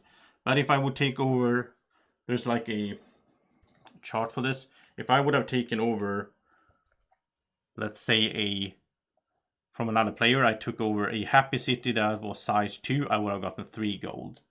If it was angry, I only would have gotten 1, and so on and so on. But when you fight the barbarians and you defeat them, and then you only get 1 gold anyway. And then the city will become angry. They are angry because there was a fight there, so the city is now angry. I haven't talked about that, by the way. I'm sorry. Maybe I should have mentioned this. But if a city is angry, you can only activate it once per turn. And when you activate it, no matter its size, it will count as 1. So if this city was angry and I try to collect here, I can only collect 1 thing, because even though it's a level 2 or size 2 city. So that's how angry works. Alright, so I took it over, I got my gold, they are angry, but we are going to fix that soon. And that was my first action. I went in there with the move action. But I should also, since I did a move action, I could also move someone else. Now the combat happens right away, but I can move another group of units. Now he's already winning 2. I'm thinking if I'm going to do some trade with Draco, or am I going for another city? I have 5 in a nice belt here. I don't know if I want... I don't know if I want to, like, I don't really have room to make that many more. I'll just move him over there. Maybe I'll build a city over there in the mountains later on. We'll see. But that will be next to Draco. I don't know. Okay, so that was my first action. I moved. There was a battle. And now you've seen how that works. Now I think I need to work on my pyramids. I keep forgetting the pyramids. I want to make people happy here. So what I'm going to do is I'm going to use my free action on democracy voting. And as a free action, it says pay 1 mood token to take an increased happiness action. Normally this is an action, as you saw earlier, but now I can do it as a free action. I'm going to spend 2 to turn this into happy and turn that one into neutral. It goes 1 step. So at least they're not angry anymore. That was a free action. So I still have 2 more. And I think I want to advance a bit. So let's spend 2 ideas. And I think I will get into... I'm going to go into trade routes. So there we go. So I don't get a token or anything, but I got trade routes. It says, start of turn, get 1 food per ship or settler up to maximum of 4 that can pair with a different non-angry enemy city player city within 2 spaces. So this is within 2 spaces of a non-angry enemy city, which means that I will get a free food at the start of my rounds, as long as that's the case. So that was pretty good. I also used an idea to do this, which means my free education kicks in, and I can exchange 1 idea for a mood token. So have like a little bit of a combo here, getting mood tokens by doing that. And then my final action, I think, will be to... So if I collect here, I can get 3 things. I'll take a stone, a wood, and a food. And since I collected in a city with an academy, I also get an idea. So I'm pretty good set here for continuing. And Draco gets 3 actions in the first round of H4. And Draco wants to attack over there, but he also wants to... Maybe let's see. I think he wants to build up his army. He has a market, so he plans so he can do cavalry. He might even go for this great army. If he has 4 more army units than any other player. I have 2, so he would need to get 4 more, really. He has 4, but he might lose some in the battle as well. We'll see how that goes. So I think Draco's first action will be he needs resources. He will activate this one.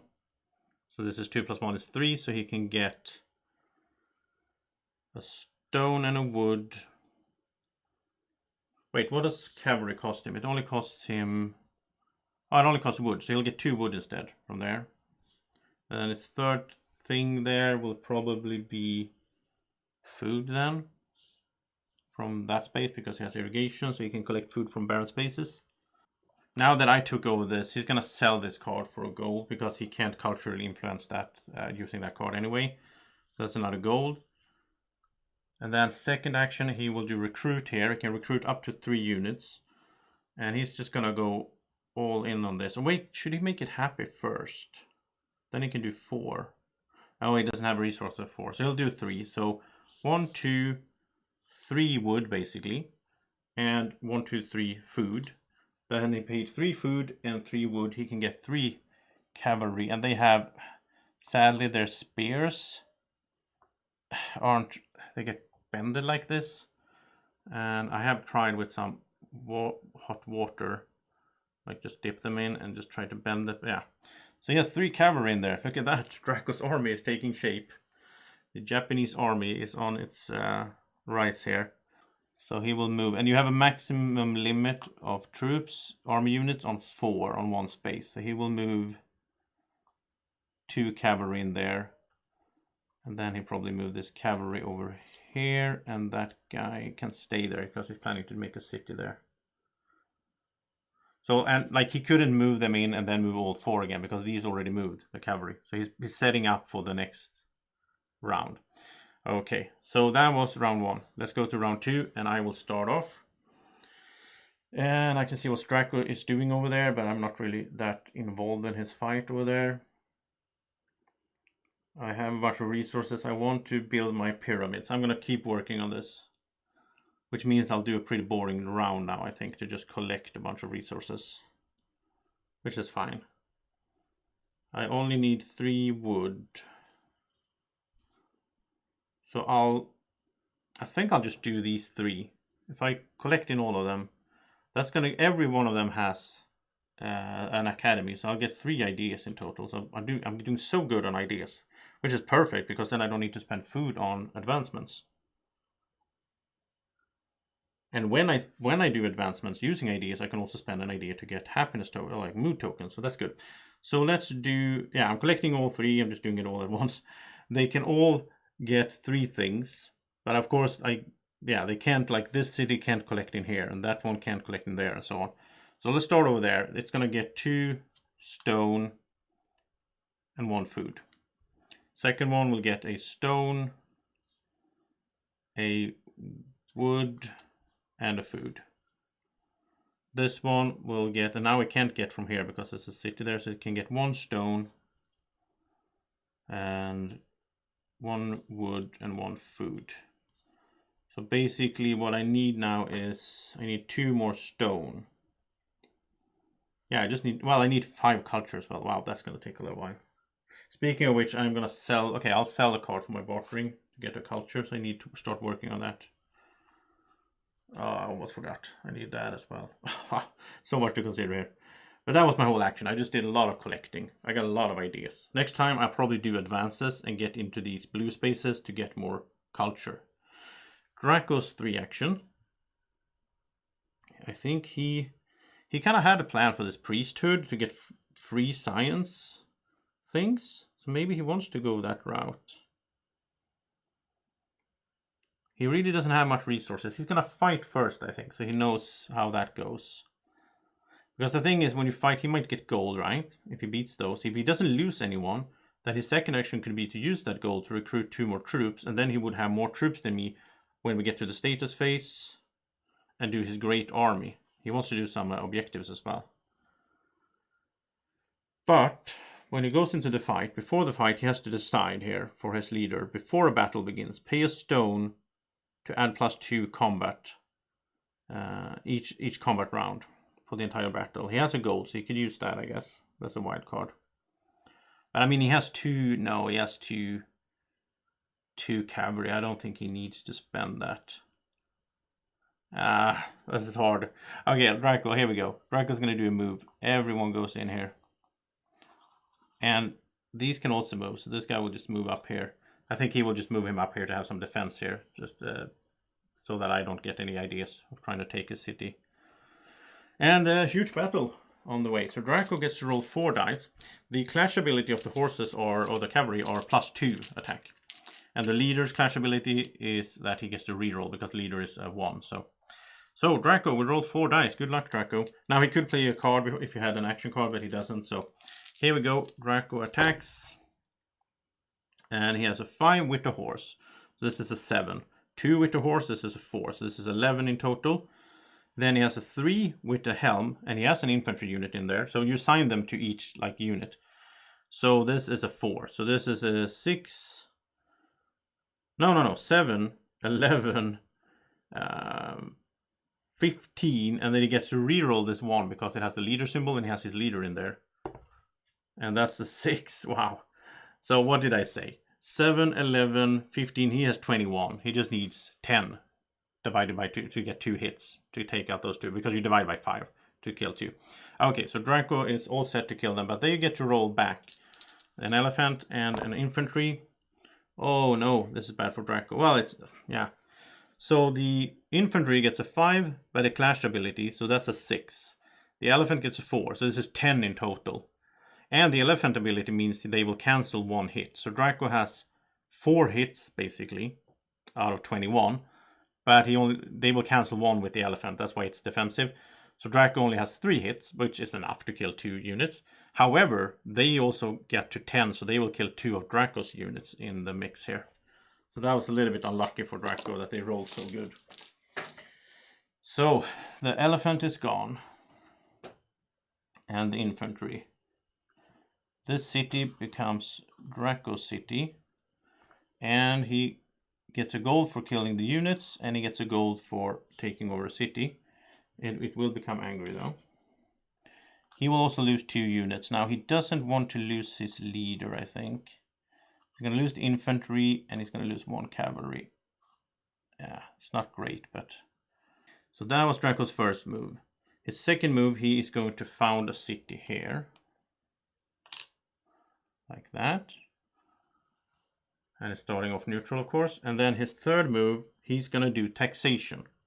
So as an action, he has to pay a... Wait, does he have to pay 1 per city? Now I'm confused. That would be very bad in that case. Is it really that bad?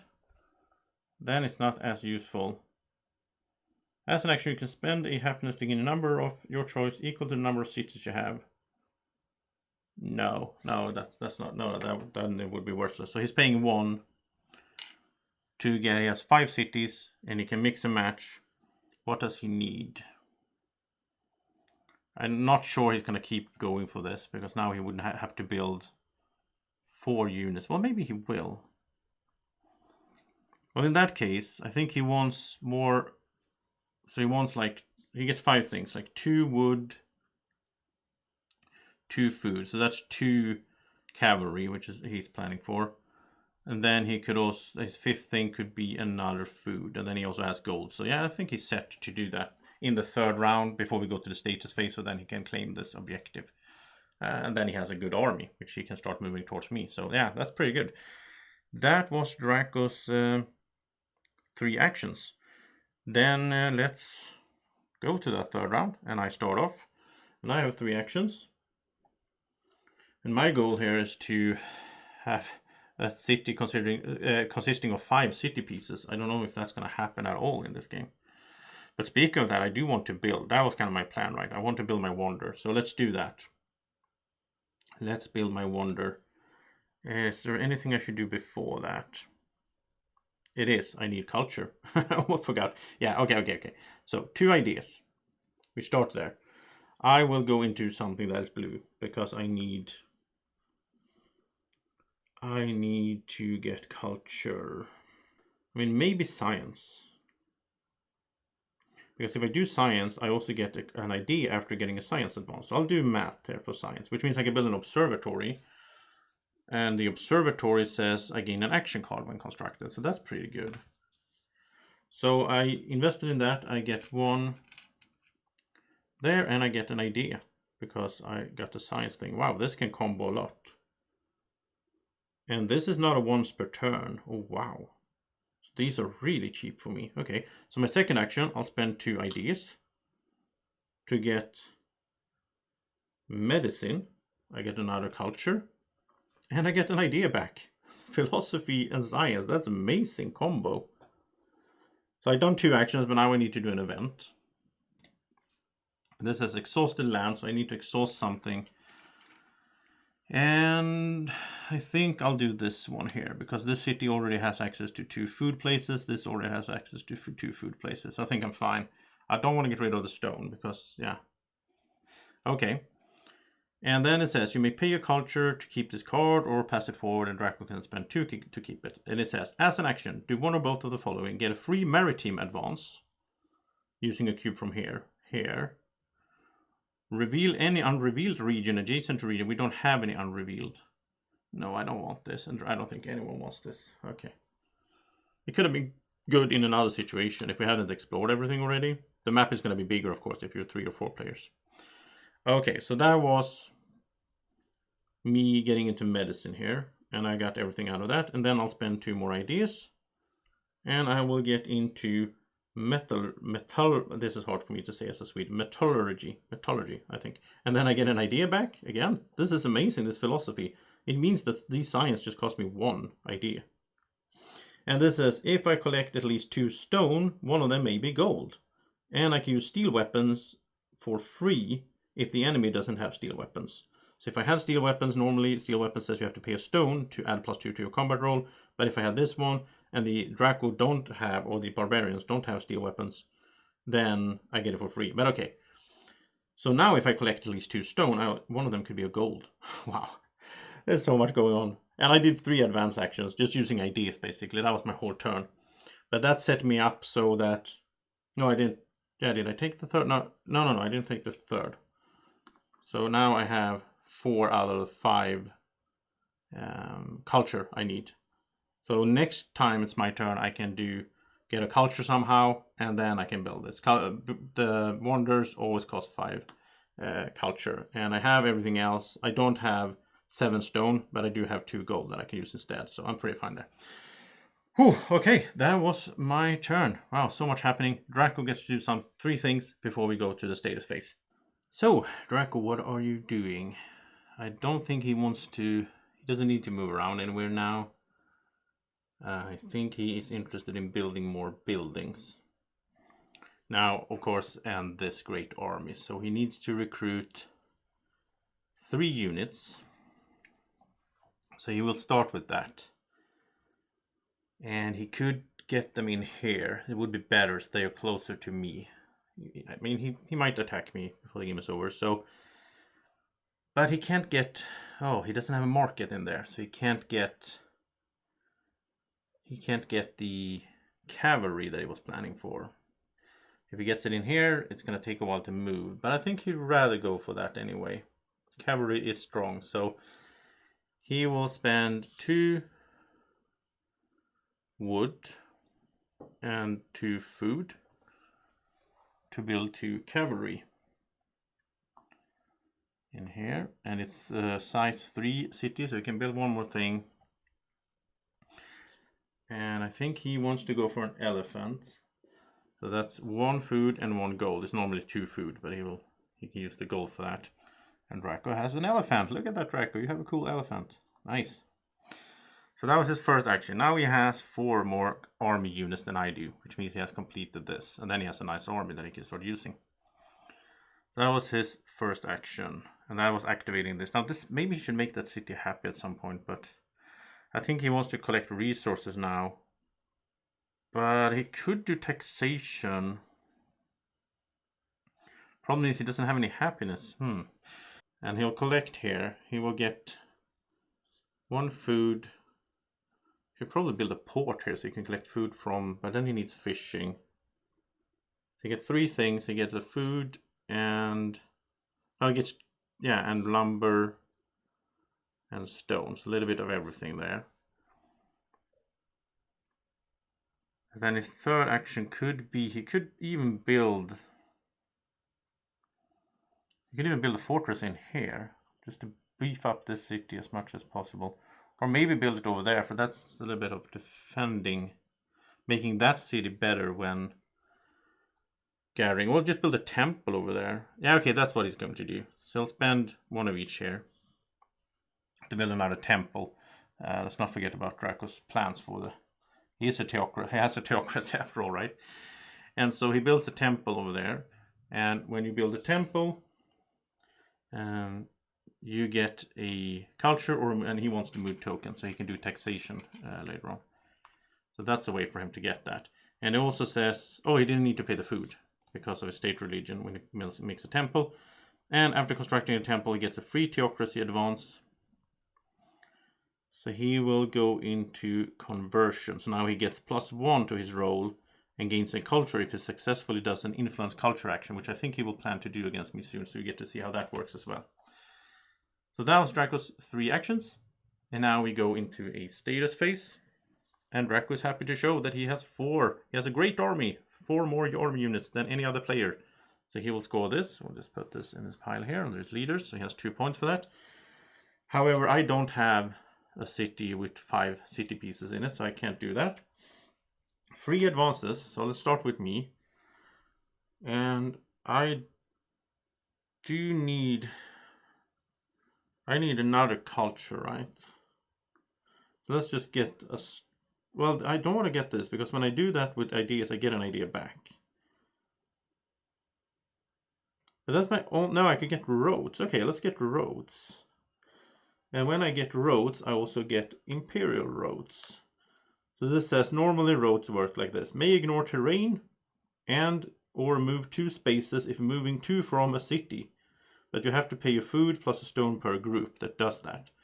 With imperial roads, I can move 4 spaces when using roads if they start and end on Roman cities. So I could go from like these could go 1, 2, they could go over there or whatever. I don't know how good that is. It would be good for Draco if he wants to move his army quickly. But at least I get a culture, right? That's what I was looking for as well. And this is, a point basically. Well, 0.5 point per cube. So, and again, mistakes. When I got democracy, I should have gotten provinces. Any government advance. This says you can recruit cavalry in cities that are 3+ spaces away from the starting space of your first city. And after I capture a city, it becomes neutral instead of angry. So basically I could... I don't have any city that is 3 spaces away from my starting city. But if I had, I could recruit cavalry in there. Oh, interesting. Okay, well that was my free advance. And I have everything I need now for my wonder, which is going to be fun here next round. Draco gets a free advance. And I don't know if he's... No, he's gonna get currency. Draco discovered currency. So now, when he does taxation, he get gold. Wow.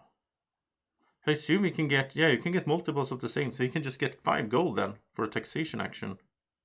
I might be doing this wrong, but I think that's how it works. Tell me in the comment section otherwise if you know this game. Okay. Draco gets currency for free. Now we go to drawing new cards. So Draco's objective is colony. In the status phase, you have at least 1 city that is 5 or more spaces away from the starting space of your first city. He does not have that. And threat, you have at least 4 army units on land spaces adjacent to another player's city. Oh, he can do that. If he moves over closer to me, he might be doing the threat. His action card is Tech Synergy. As an action, and remember, when Draco has as an action card, he can do them as a free action. So this is a free action for Draco because he's Japan and has Shogunate.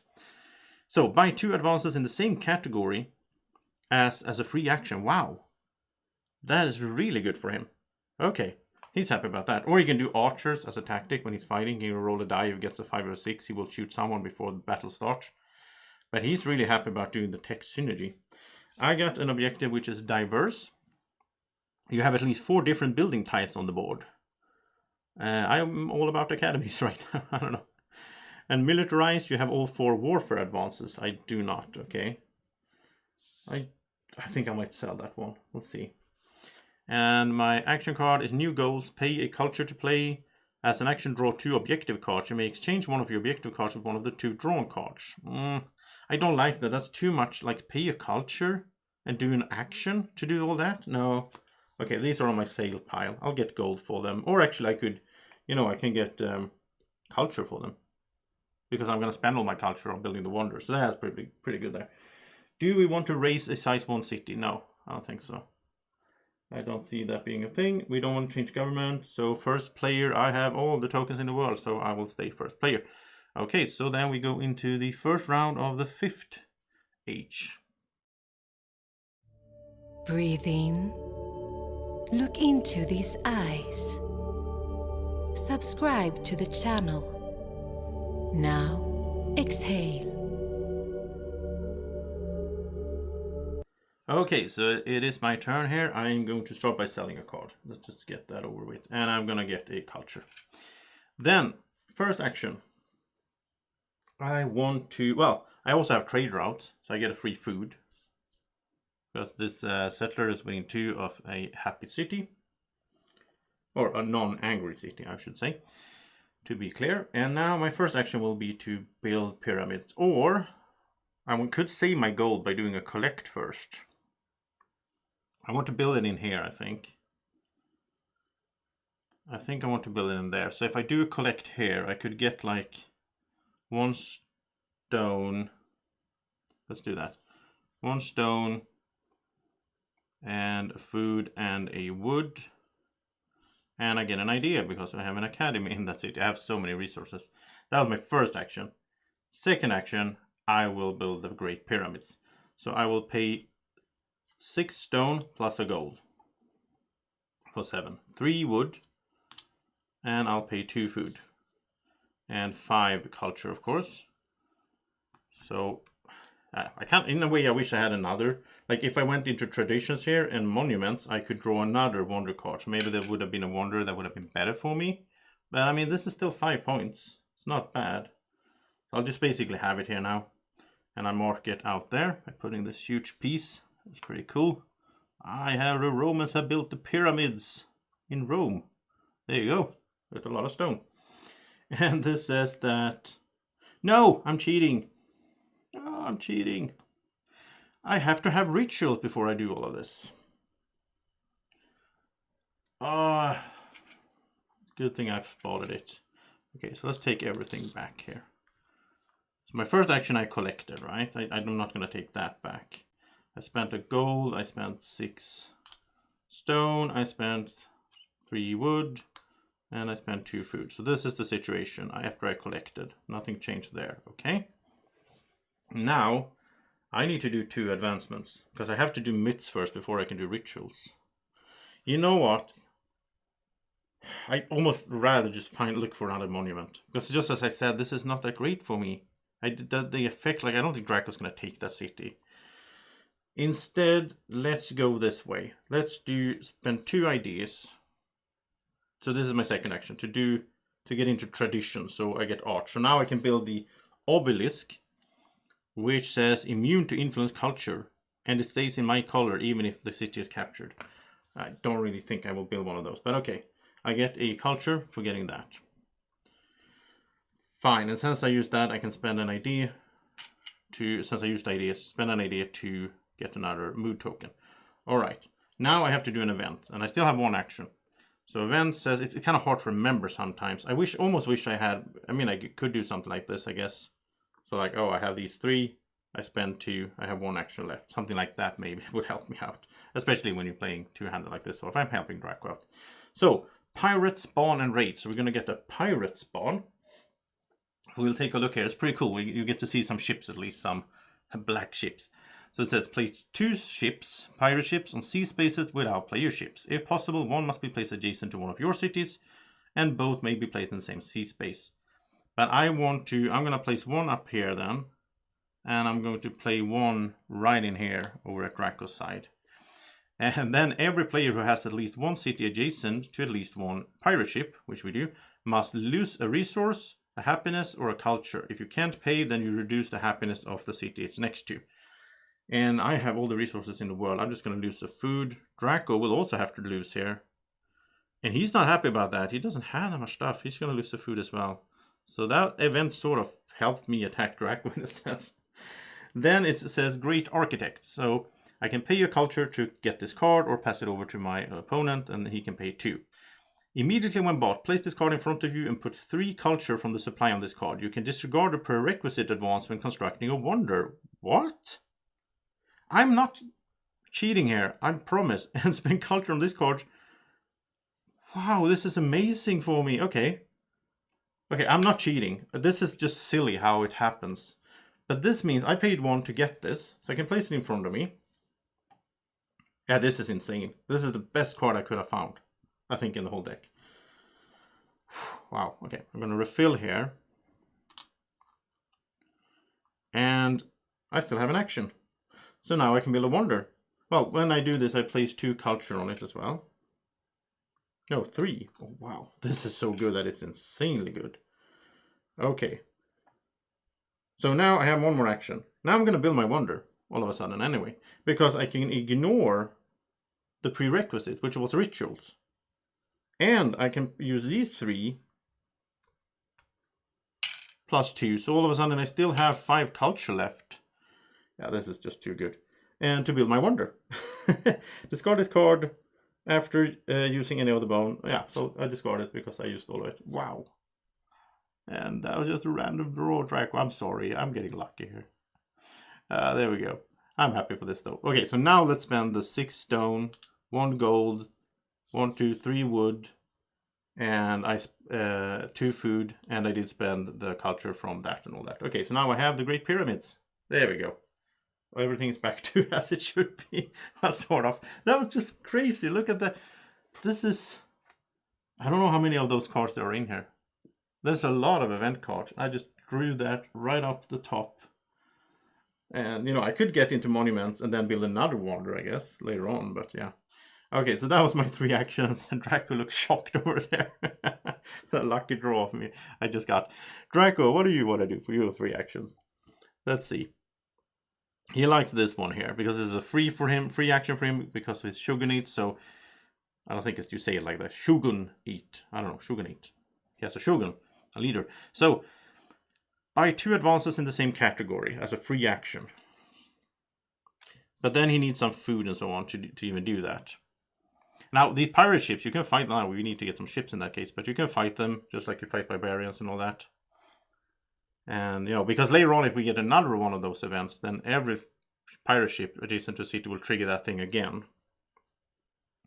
But Draco needs resources, and he wants to do taxation, because he kind of built up for this. His first action, I'm going to do the same for Draco. I should have done this from the start of the playthrough. This would have been a good idea, because I keep forgetting stuff for mixing it up. So Draco's first action, there we go. He will spend a mood token, and he will do taxation. So, and now it says he can get gold from taxation, instead of other resources. So he could get 5 gold basically. Well, he can't. He can only have 7 gold as the maximum. So what is he planning to do? He wants to move his army closer to me. I think that he can see now I'm getting points from this. He probably needs to take a city or 2 to win the game. Yeah, we're getting close to the end. So thinking about that, when he's moving his army and all that, he probably wants... If he gets into roads, he could move quicker, but then he needs to spend food and stone. So let's have him just take 1, 2, 3, 4 gold, and his 5th thing will just be a food. Yeah, he's happy with that. He did his taxation, but he can only do that once per turn, of course. Okay, then he wants to collect resources, I think, as his second action. So he'll activate, so this is a city of size 3, this is 2 plus, yeah, that should have been happy, that would be good for him. But he can collect 3 things from here, And if he collects all food, he gets a culture. I don't think he needs culture that bad right now. And I think he also wants, he's gonna get 1 stone. He can only get 1 because there's a city there and that is blocked. So 1 stone from here, and then he can get 2 food, right? Yeah, he's pretty happy with that. Third action, he's gonna move. So let's move this huge army. And remember, he also has his threat. So if he can get 4 army units adjacent to another player's city, it doesn't have to be the same space. Then he can play that in the status phase and get points from it. So everyone is moving up here. He can move 3 groups. That was 1, 2, and this is the 3rd group. So he is advancing towards me. Okay, so that was the 3rd action. I didn't even use the cubes that I should have, but okay. That's fine. Let's go to round 2. And I'm up first. And now he can do this next here when he has the food and everything to go 2 free advances. No, not spending an action. I'm going to sell my diverse card for a gold. I am so happy for my lucky draw there earlier. And I think now, okay, so Draco is coming basically. I can see that. I don't know that he has the threat obviously, but I know that he's closing in. So do I want to start building up defenses? I think so. I might actually build fortresses. That's not a bad idea. So the fortress is, it only acts 1 combat round. You haven't seen it yet, but if you attack and you do the rolling and there's still any units alive on both sides, the attacker can either retreat or can trigger a 2nd combat round. So the fortress is just for the first round. You get to roll a die for it, and then it also cancels a hit automatically, which is amazing. So let's build some fortresses, shall we? Also will increase my cities, right? Maybe I'll get the city of size 5 actually before the end of the game. Okay, let's start by building a fortress. It's gonna cost me 1 of each. So 1, I don't have any stone, but I can spend gold and then food. And I'll build a fortress in here. And nothing happens when you build it though, right? No, it's just a defensive thing there. So I activated that city. Second thing, what would I build as the 5th thing there though? I could build like an obelisk, an observatory would be nice to get another action card. But let's build another fortress for gold, wood, and food. And I'm building this one in here. Okay. So beefing up my defenses. And I can't do a 3rd one now. I need to collect. And I will collect using... Oh, at the start of my turn I should have gotten the food, by the way, for my trade. This guy is in danger though. If Draco just moves in here, we'll just kill that one. And I have some defenses here as well with the soldiers. So I think I will collect up there. And I can get 3 things. I will also have an academy, so I get an idea. But the 3 things will be food. No, I don't need... Yeah, I don't need food. Can't get wood in there. So I'll get 2 stone. 2 stone. And a food. Okay. I guess that's fine. Okay. That was my 3 actions. I built twice and I collected up in the top city there. And now it is Draco's 3 actions. Okay, so I think one of them will absolutely be to move. So he's going to move here. He doesn't like me having trade here that he doesn't benefit from. I just keep getting stuff. So he's going to take out that one. And I saw some other playthrough where they got a gold from doing that, but I can't find it in the rulebook. I can't find in the rulebook that you will get a gold from taking out the settler. So I don't think that's the case. Like, tell me if I'm wrong, but I've been looking this over and over, and I mean, I could have missed it, obviously. There is a section here, settlers in combat. It's basically that you don't play any cards, they don't count for, they're just eliminated, right? But it doesn't say here that you get gold from it. It just says you get gold from capturing cities. So I don't know. I'm not going to do that. So then 2nd unit that moves is these, and then these. So he is getting closer.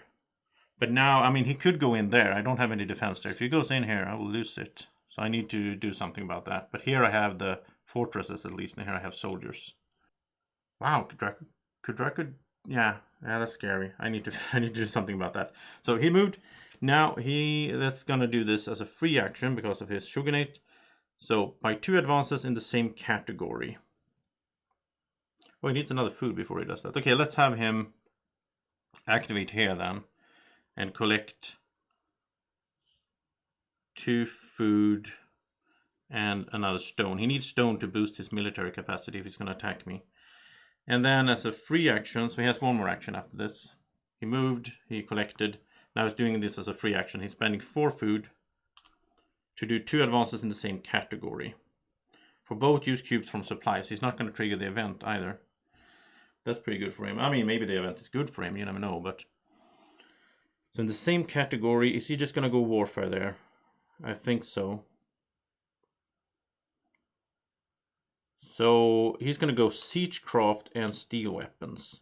So steel weapons, talked about it before, he can use a stone to boost by 2 when it's an attack. The siegecraft, he's doing this because he saw me building fortresses. It says, before land battle, pay to cancel a fortress die. He has to pay 2 wood. And or its cancel a hit ability has to spend 2 stone. So he needs a lot of resources, but now he can cancel out my fortress ability, which is kind of nasty. Yeah. So that was his free action, getting 2 in the same. And now his last action, I'm thinking he might gather more resources. Again, if he's gonna do all of these stone and all when he's doing his big attack. So he can activate this city to get like 2 wood and a stone. That's not bad. He would like to do taxation, but he doesn't have any mood tokens now. But this is good. Now he can cancel a fortress, he can boost, and he can boost with using his leader as well. So this will be a nasty attack here coming up close to me. So we go into the 3rd round.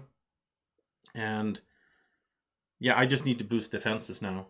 I had other plans, but now things changed. So instead of building like an observatory here, which would be fun for 5th building, I need to just boost defenses. And I have some, at the start of the turn now, I don't have a trade route anymore. He took that out, so I don't get the free food. So I think I just need to, what can I do? I mean, elephants are the best for defense, but I don't have markets. That's the thing. So I guess, I mean, do I have a leader that is good in defense? So Julius Caesar, free action, activate the city to increase happiness.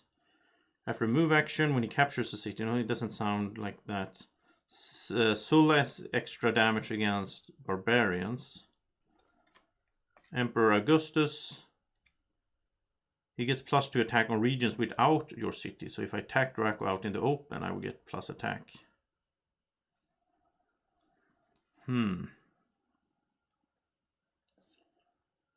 I don't see my leaders really helping me with defense. The Romans are more about expansion and attacking, right? So let's not go there. Let's go for infantry then. That's the only thing I can build.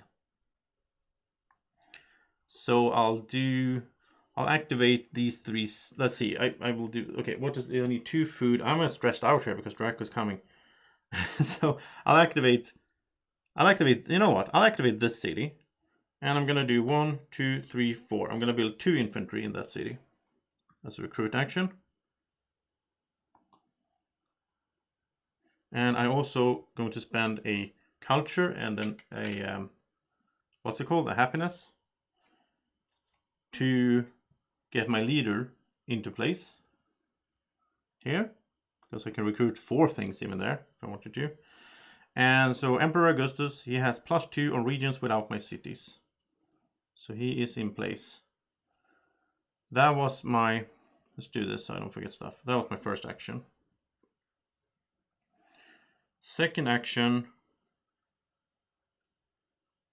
I am going to, this might be crazy, but I think it's worth it. I'm going to move.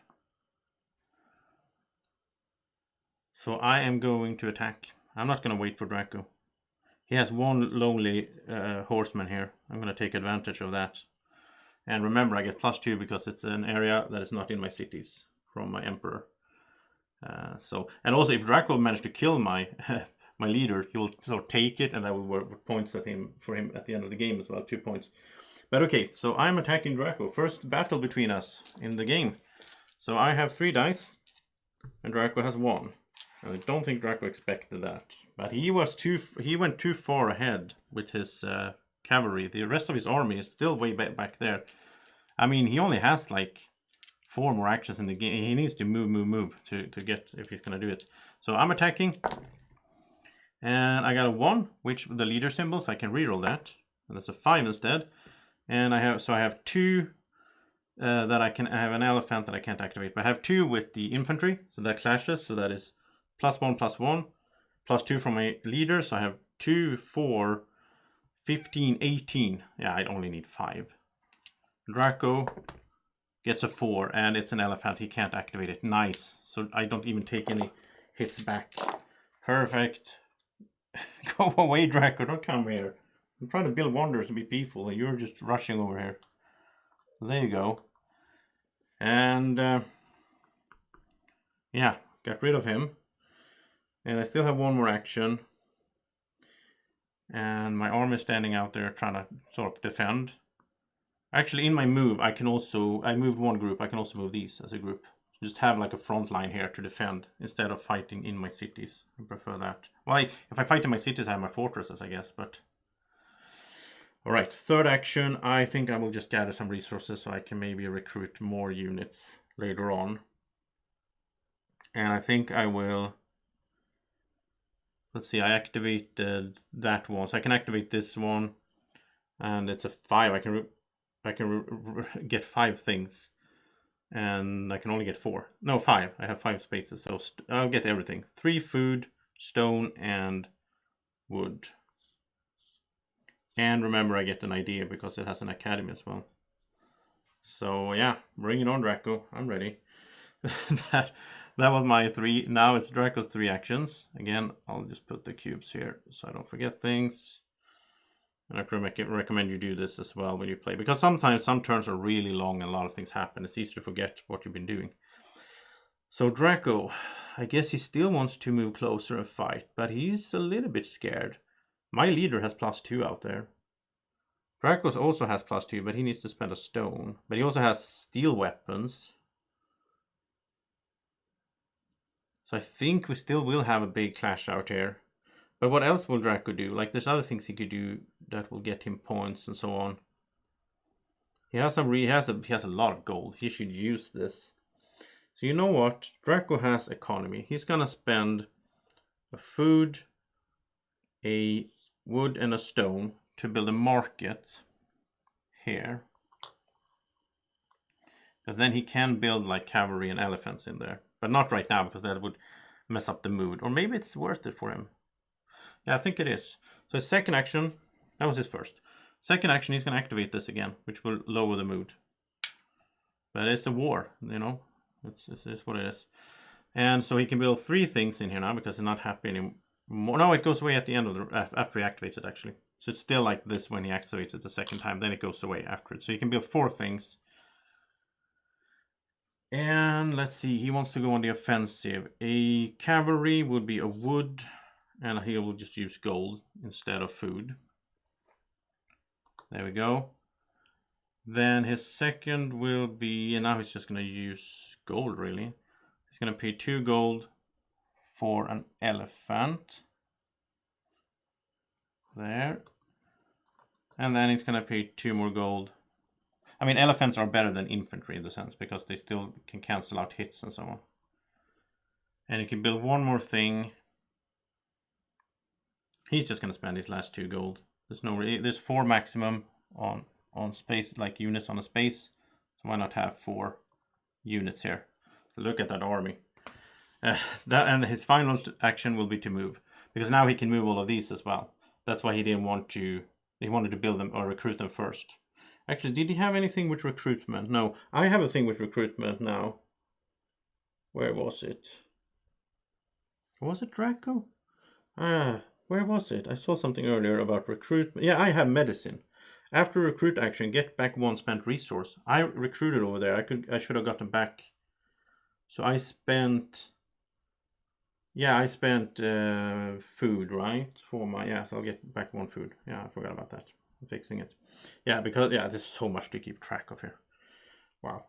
Okay, and also if I collect 2 stone, one of them could be a gold. I probably forgot about that. But okay, now move for Draco. So move. Just gonna move all 4 of these in here. And remember, maximum 4 on a space, so he'll move these 1, 2, and then he'll move in 3, 4, and I'll just keep a cavalry behind there. So I don't think I will win this battle when it happens. It doesn't look good for me. But I actually stopped Draco, which means he can't do the threat thing now, because he has to have 40 army units adjacent to another player's city. And he was planning to double move and get close to me, but I moved out, which I didn't know about his card, because these are secret in hand, obviously. But anyway, so that was Draco's 3 actions. Now we go to status phase. We don't have any objectives we have completed. We get 3 advances. I will start. Is there anything I could get that will help me here? It is. I get steel weapons as well. Because then I can pay a stone to add +2 each combat round. Or +1 if enemy has steel weapons. So basically I cancel out Draco's steel weapons. Okay. So that's good. And Draco's free advance. He also gets an event. He probably... Is there anything that would benefit him now? He's going to do husbandry, because that gets him a mood token, which he can use to do taxation later on. And also when he gets husbandry, he also gets this horsemanship here, which he mainly wants to get because it's a half a point to have the cubes at the end of the game. So he got all his 4, I got all my 4. Okay. Then we get to draw new cards, right? So let's see, this could be important here. I mean, there's a bit of luck of the draw here with the card. If we get some good tactic card now or something, that could be nice, like my wonder thing earlier, that was amazing. Draco got an objective, says new founder. After founding a city at least 5 spaces away from the starting space, he could just cash this in immediately. He's not going to do that. Defiance, immediately after a battle where you were attacked and you eliminated at least 2 army units. Well, I don't think he will be attacked. We'll see. The action card is pay a culture to play as an action. You can do both of these. Reveal an unrevealed region, place a free settler. Now, and the tactic though is, as a defender, add a die to your combat roll. So he, if I attack him, he has some defenses there. My objective is Civilization of Ages. If I have all 4 of my civilization advances, which I do have, and have had at least 2 leaders. No, I only have 1 leader in play. He might die though, and I might put in another one. And Cleanse the Seas is after winning 2 different battles against pirate ships. Oh well, that's very specific. But this I might be able to cash in actually. Warlord. Immediately after eliminating at least 3 army units in 1 battle. And this is the one I had with... Yeah, I might do that. My action card is Heroic General. Play on your turn after winning a battle against an enemy army. Okay. Increase the happiness of one of your cities by 1 step. You may pay a mood token to do the above again in same or different city. Well, I only have 1 city that isn't happy, but... And the tactic is add +2 to your combat roll. Wow, that's just good. Oh wow, yeah, I'm getting lucky again. Poor Draco. There's a bit of a swing of the, Okay, there we go. Then we are not going to raise any level 1 cities like maybe I would if I saw that Draco was about to take it. We're not going to change government. First player, I have 5 tokens to Draco's 4, so I can still be the first if I want to. And this is the final H6 here, round 1. I get to start, which I'm happy for, because then I can do something here. I could just move backwards, because I do want to... Now I have my fortresses. So maybe I should do that. Just move backwards and let Draco come. Because then he has to spend 2 separate move actions to attack. I think that's the strategy here. The problem is he gets +2 if I'm fighting and I'm not in my city. That is an issue. I think it's even better to fight in my cities where the fortress will cancel 1 hit. Unless Draco is doing his siegecraft, of course. But then he needs to spend 2 stone. Well, he might get some resources. This is a bit tricky here. This is a bit tricky. Which route am I taking here? I think I don't want Draco to go in. I mean, Draco might not attack the city with the fortress in it. Should I build a fortress up there as well? No, I think I'm going to stay where I am. I'm going to boost. Because then we will fight. Even if he survives and kills me, he will still have to then spend another move action to move in. And then he will have fewer units and I will get some... Yeah, I'll do that. So I'll start by building another fortress, just to be safe. So there's wood, stone, and food. I'll build it up there. So now the whole line has defense. This one doesn't though, but it's not a big catastrophe if Draco takes that one. If he takes, you know, well, the pyramids he can't take, but if he takes this one, that's like 3 points I lose and he gains. So that was my first action. Second action, I'm going to recruit. And I wish I could do elephants, but I can't because I don't have markets. I could build a market, I guess, but I am going to recruit here. Well, it's actually better to recruit there. I'll recruit there for... because I activated that building. I haven't activated this. So I would recruit, let's see, for 1, 2, 3 food doesn't work. Oh, I need more. Okay, I'll sell a card. I'll sell the Civilization of Ages for gold. And then I can spend 3 food and a gold to recruit 2 soldiers in here. And then as my last action, I will move 1 in here, so I have 4 there, and 1 in there, so I have 3 there. So I'm putting up defense at least. I'm doing what I can here against the aggressive Japanese dragon. And yeah, that was my 3 actions. Draco's 3. So let's see, is there anything he wants? He needs to gather resources before he fights, because he wants stone. So that he can spend that to do his steel weapons. Well, now I have steel weapons as well, so it's only going to be +1 from now for him, which is good for me. And I mean, he would get pluses if I attacked, but I think Draco can see that I'm not going to attack. I don't think he's like, he could move up there to threaten this city and then like force me to go in and attack. That would be good for him because he would get an extra die roll. But no, I think Draco's going to, first action, he's going to gather from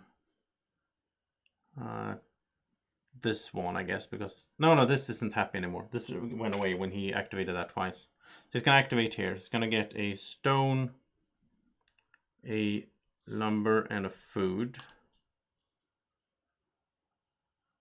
Then his second action, he's going to do taxation. He's going to spend a mood token. And he can get 5 gold, basically. Which is so insanely good from this. I hope I'm not misplaying this, but it says so.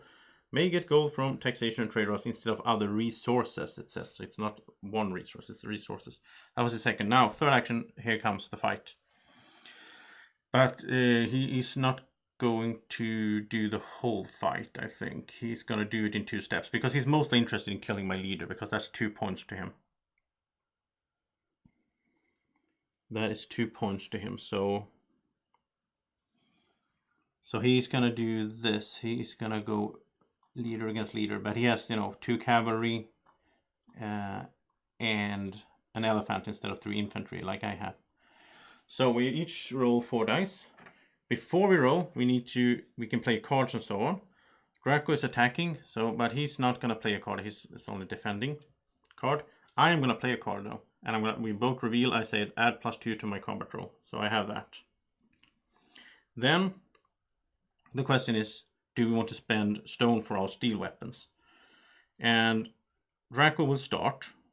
And he will spend a stone. So now he has +1. Then I will spend a stone. So we basically both have +1. It's not like it cancels it out, because it still has to do with the hits and everything, right? So I have +3 and +2 from my leader. So I have +5. Draco has +2 from his leader. He will spend a stone for that, by the way. And he has +1. So Draco is at +3. Let's just remember this. Draco has 3 and I have 5 to start off. We just ignore the symbols on those. So, Draco, here we go. Draco is attacking. Good luck to you, Draco. He has, let's see, a 3. He doesn't have any infantry, though. He has a 1. He has his leader, so he can reroll that. Okay, it's a 5 with a horse. Oh, no. So he has 2 horse symbols. They both add +2. So that is 4 plus 7. That's 11. 14. And he has an elephant. But if he wants to cancel a hit, then he doesn't count this number. So you can choose that. So what is he at? 4, 11, 14, 17. Well, he can see that I have no way to like cancel a hit. I don't have any elephants. So he's just going to use the elephant for offenses then. So because that means he has 6, 9, 11. He has 20. So he can kill all my units right now. That's the situation right now. He's killing all of my units and we used all the clash abilities. Okay. My turn. I have +5 though.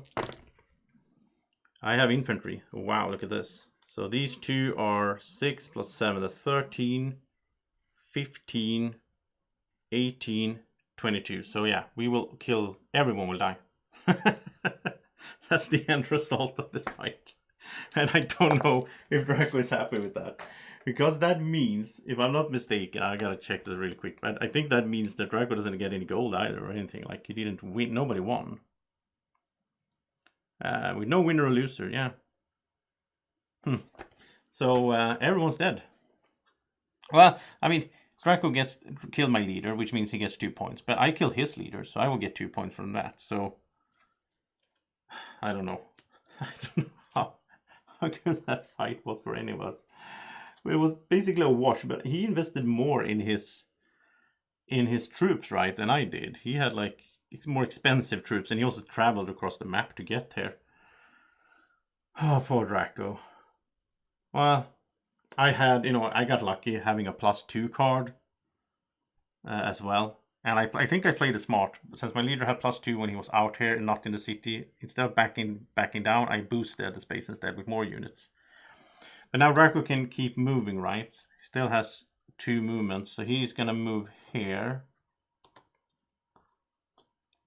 And he's going to move there. And he's going to entice me to attack him there because he has a defend card. So yeah, that was the big fight. Draco's turn. We go to the penultimate round here, which is me starting. And I did spend this.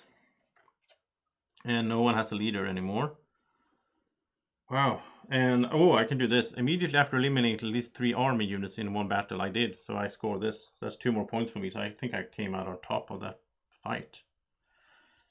And Draco wants to keep it like this now because he has his threat. He has 4 army units next to one of my cities. So he can do the threat for 2 points. I don't think he wants to fight anymore now. Or maybe he wants to try to take a city, actually. I think that would be worth more points for him. Oh, he could do both. If he takes the city and he doesn't lose anyone, he will still have 4 next to one of my cities. Yeah. So I can see that, of course. I don't know what card he has, but I can see that he might attack again. So am I boosting troops again? This game just became a total combat game here in the end. Which, I don't know. And it doesn't play out like that all the time. Now, Draco, it depends on what goals you get and whatnot. But okay, so maybe I should just... Yeah, I'm going to spend my first action, I'm going to spend 2 ideas to go into draft. Because this says I get a culture and it says I can recruit a single infantry for 1 mood token. Then I'll do recruit. I'll do it in these, I'll do recruit in both these cities because he can't get to this one. No, I don't have the, I don't have the resources. Okay, so I'll do, oh, I can get 1 in each. I'll do 2 recruit actions. It's not once per turn. It's an ongoing thing. Every time I recruit, I can spend 1 of those. So at least I have a little bit of defense here now. Now, he might still take the city, but... Yeah, I did 2 recruit actions. And when I do recruit, I can get 1 spent resource back. Oh, do I get the... There's a resource. No, it's not a resource. Okay, I don't think I get anything back then. I'm trying to defend at least. Draco, your 3 actions. Now, it would be good for him to attack there, I think. Problem is, if he fails, like I have a fortress. Okay, so he needs to do siegecraft to cancel my fortress. Otherwise, he won't stand a chance. Now he doesn't have his leader anymore. He doesn't have the +2. But he still has steel weapons. So, okay, so his first action will be to collect. He has a lot of gold. He doesn't need to collect, right? No, he has a lot of gold. He can use that. Because that's not worth anything at the end of the game anyway. So yeah, he will attack. Now it doesn't matter to him which city he attacks. They're pretty similar. I think it's better for him to be in there than in between two. Then I can recruit and move in, try to take it back and so on. So he's going to move over here. And this one, I think he will move here. He's not going to do any good out there alone. So he's attacking my city. So first time we have a city attack between the players. So he has 4 dice. I have, and now, well, I have 2, I was going to say. But now he's going to spend 2 wood, 1 wood and a gold, to do siegecraft, which cancels the fortress die. He's going to spend 2 stone, or 2 gold, to cancel my cancel a hit ability with the fortress. My fortress is gone. It doesn't work at all. He's going to spend a stone for his steel weapons, but I will also spend a stone. So we both have +1 right now. We don't have any other pluses, but he needed to spend a bunch of resources to negate my fortress at least. So yeah, this is going to be bad for me. So Draco gets to roll 4 dice, I get to roll 1. And he doesn't have any infantry, but he has horses. Look at this. No, he has 1 horse. So that's 5 + 2 is 7, + 6 is 13, + 4 is 17. And the elephant he's going to do so he doesn't take a hit. So 17. And then you don't count the value if you use the elephant to cancel a hit. And I got 6. So, and I had a unit there, so that's 7, but it's 8. So I still only kill 1. I kill 1 and Draco kills 3, basically, yeah. Oh, this is bad for me. But it's smart of you, Draco. This is what you should be doing, since you had the chance to. So, first of all, he is taking over a city, a level 3 city that is happy. This is going to be a lot of gold for him as well. So he gets like 4 gold. Okay. It's all the way up to 6 gold again. And now, this is nice for Draco. He's going to take all of his pieces here. And I don't know if we would do this normally in a game. Or maybe we would be playing more peacefully and so on. I don't want to show you this during the playthrough. I wanted you to see this. So, city becomes angry. They're angry because they get swept away. All my tokens are gone. And Draco will put in the same tokens. So Draco has an academy all of a sudden. Like, even if Draco, he doesn't have writing, he can't build academies. But he can still, like, if he had things based on the academy, he can still do them, because now he owns one. So Draco took over the city totally here. Wow. Not good. Not good for me. Okay. He got his gold. And that was his first action, right? No, he was the first action because he didn't need the resources. Okay. So as his second action, he could just go into the next city. No, he can't because they've been already fighting, so he can't move them again in this round. Okay. But he can do it the next round. Oh, I need troops. And the city is angry, by the way. Can't fit there. Okay. So let's see, does he have a... No, he doesn't have... His goals are like if he was attacked and... Yeah, he has the status phase, the threat, he can do that in the status phase, so... But I'm really losing to points now, because I think so... Okay, Draco has 2 more actions as well. I think, and he has so much... He's going to use all this lovely gold he got from me, so he's going to build. He's going to build using that. He's going to build... a fortress of his own, and this mainly for points. He's going to build a fortress in there, and he has all the cities, no problem. That costs him, well, he can pay the food and 1, 2. And then he is going, his last action here, he's going to build a temple, which costs him 1, 2, 3. He does, no, okay, so let's say he didn't spend, it doesn't matter, because he doesn't need to spend the food when he builds a temple, but yeah. I'm going to build a temple in here. When he builds a temple, he gets a free advance in theocracy. So he can go in there for fanaticism. Fanaticism. So hard to say. And he gets +2 if he's battling in a city with a temple and so on. Alright, but that was like 2 points to him to build those 2 buildings. And then we go into the last round of the game, where I get to start, and I am just going to try to not lose another city. That's going to be my main goal here. And the best way for me to do that is to start by doing a move action, right? Moving all of these 3 in here. So now I have as much defense as I can. And I don't know it, but Draco is not going to attack because he is happy as it looks now, because he gets 2 points from his objective since he's next to my city and he has 4 units. He's threatening me. But I don't know that, of course. Then I have 2 more actions. Okay, so I'm going to collect resources here, which now is 5 things. I also get an idea because I have an academy. So 5 things. I'll just get 1 of each of these 3. Stone, wood, and food. And then 2 more. I'll get 2 more food. Okay. That's my second action. Third action, I will do a build. And I'll spend 1, 2, and that. And I can build an academy. Or a fortress, I guess. It doesn't matter at this stage, I think. No, this is the last one. I'll just build a fortress here. That's another point. Okay. So that was my game. I've done everything I can here against this little dragon. But he has 3 more actions. Last 3 actions.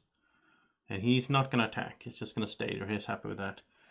He doesn't have that much resources, but he can build some stuff for more points in the end, right? And is there anything... A colony. You have at least 1 city that's 5 more spaces away from your starting space. 1, 2, 3, 4, 5. He has a city over there now that he took over for me. So he can capture this in. Oh, it's actually the same thing as the threat. Oh, then it doesn't matter. Oh, then he could ignore the threat and attack me.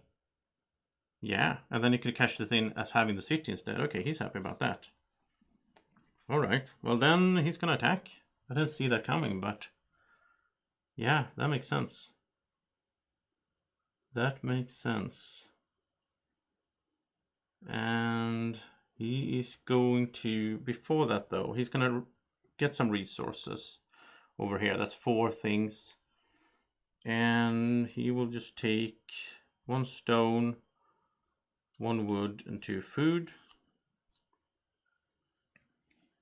So he can use his boost. Now this is 4 against 4, and I have the fortress. So he would like to cancel the fortress, which he can't completely now. But even if he loses, like, I don't get another turn, so it's not like I can fight back. So I think it doesn't matter to him. That was his first action, collecting stuff. Second action, he could go into another... He wish he could do taxation, but he could go into another. Let's see. He has 4. Let's see how many cubes he has. He has 4, 8, 14, 15, 19, 20, 22. So he has an even amount now, so he doesn't care about getting 1 more advance. That's not going to help him. And he can't... No, wait. There's no more status phase. Of course, I'm stupid. I forgot about this. In this one, we never... complete objectives and then game ends. Wow, I'm confused. I need to look this up. Do we just end it there, or do we actually get to complete objectives in the last round? That's the question. And I found it weird, but end of the game is like here. Let's see. The game ended after 6 ages. Each player counts there. Doesn't it say? If we look at the status phase, if you meet requirements after age 6, or if a player has no city games and after this step. Okay, so you do get to do complete objectives. Okay, that's good to know. And Draco is happy about that. So could he do after battle where you were attacked? No, he needs to be attacked for that. Okay. So no, I don't think he can do... Well, he can sell a card for his barter to get another gold, because that will help him. And then he will actually use this. He's going to go all in on this attack. So he's going to do here, collect for 3. Just get another stone and another wood, another food. So now he can cancel out my fortress totally. And that's going to be the big attack here. He's going to attack 4 units against 4. He's going to spend, let's see, what is it? 2 stone, 2 wood. That cancels out my fortress. He'll spend a gold as a stone for steel weapons. I can't do it though. So I don't have any stone. I didn't think about that. I should probably set myself up so I had that. Oh well. So now Draco has +1 on me. And my fortress is useless. And Draco starts 4 dice. And he's looking for cavalry and elephants, really. And okay, this wasn't that great of a roll for him. 3-3 with infantry, he doesn't have that. 1 with the leader, he doesn't have that. 4 with the horse, so that's a 6. +1, so he has 6, 9, 12, 13, 14. Wow, Draco only got to 14. Oh, that was such a bad roll for him. Sorry, Draco, I'm a bit happy about that. I want to have a chance to win as well. So here's my roll. Oh, and I didn't get a single infantry. Okay, so I had a bad roll as well. 2, 4, 6, 10. Okay, so I had 10. And yeah, we each lose 2. We each lose 2. So Draco is just going to lose 2 elephants. I will lose 2 infantry. And now he can retreat or he can keep fighting. And he is going to keep fighting because he can still spend a stone, like +1 for next round as well. For next combat round. So he has +1. And let's see, does he cancel? Yeah, my fortress doesn't act in the second round anyway. It only works in the first round, sort of. Well, they always cancel the hit, but yeah, okay. So he's attacking now with 2 dice. And 1 horse, so that's a 6. +1, that's 7. Plus, that's 8. Okay, so he has 8, and I get... Oh, I got 11. Wow, okay, so I took him out. He took 1 of mine out. Okay, so he failed. So, but since he knows that I don't have a round, if I had 1 more round to act, that would have been way too risky for him, because now I could just go back and try to take it back, right? But okay, then he's pretty happy with that anyway. He got the city over there. He lost his whole army, but that's going to be a bunch of points to him. And this is the end of the game.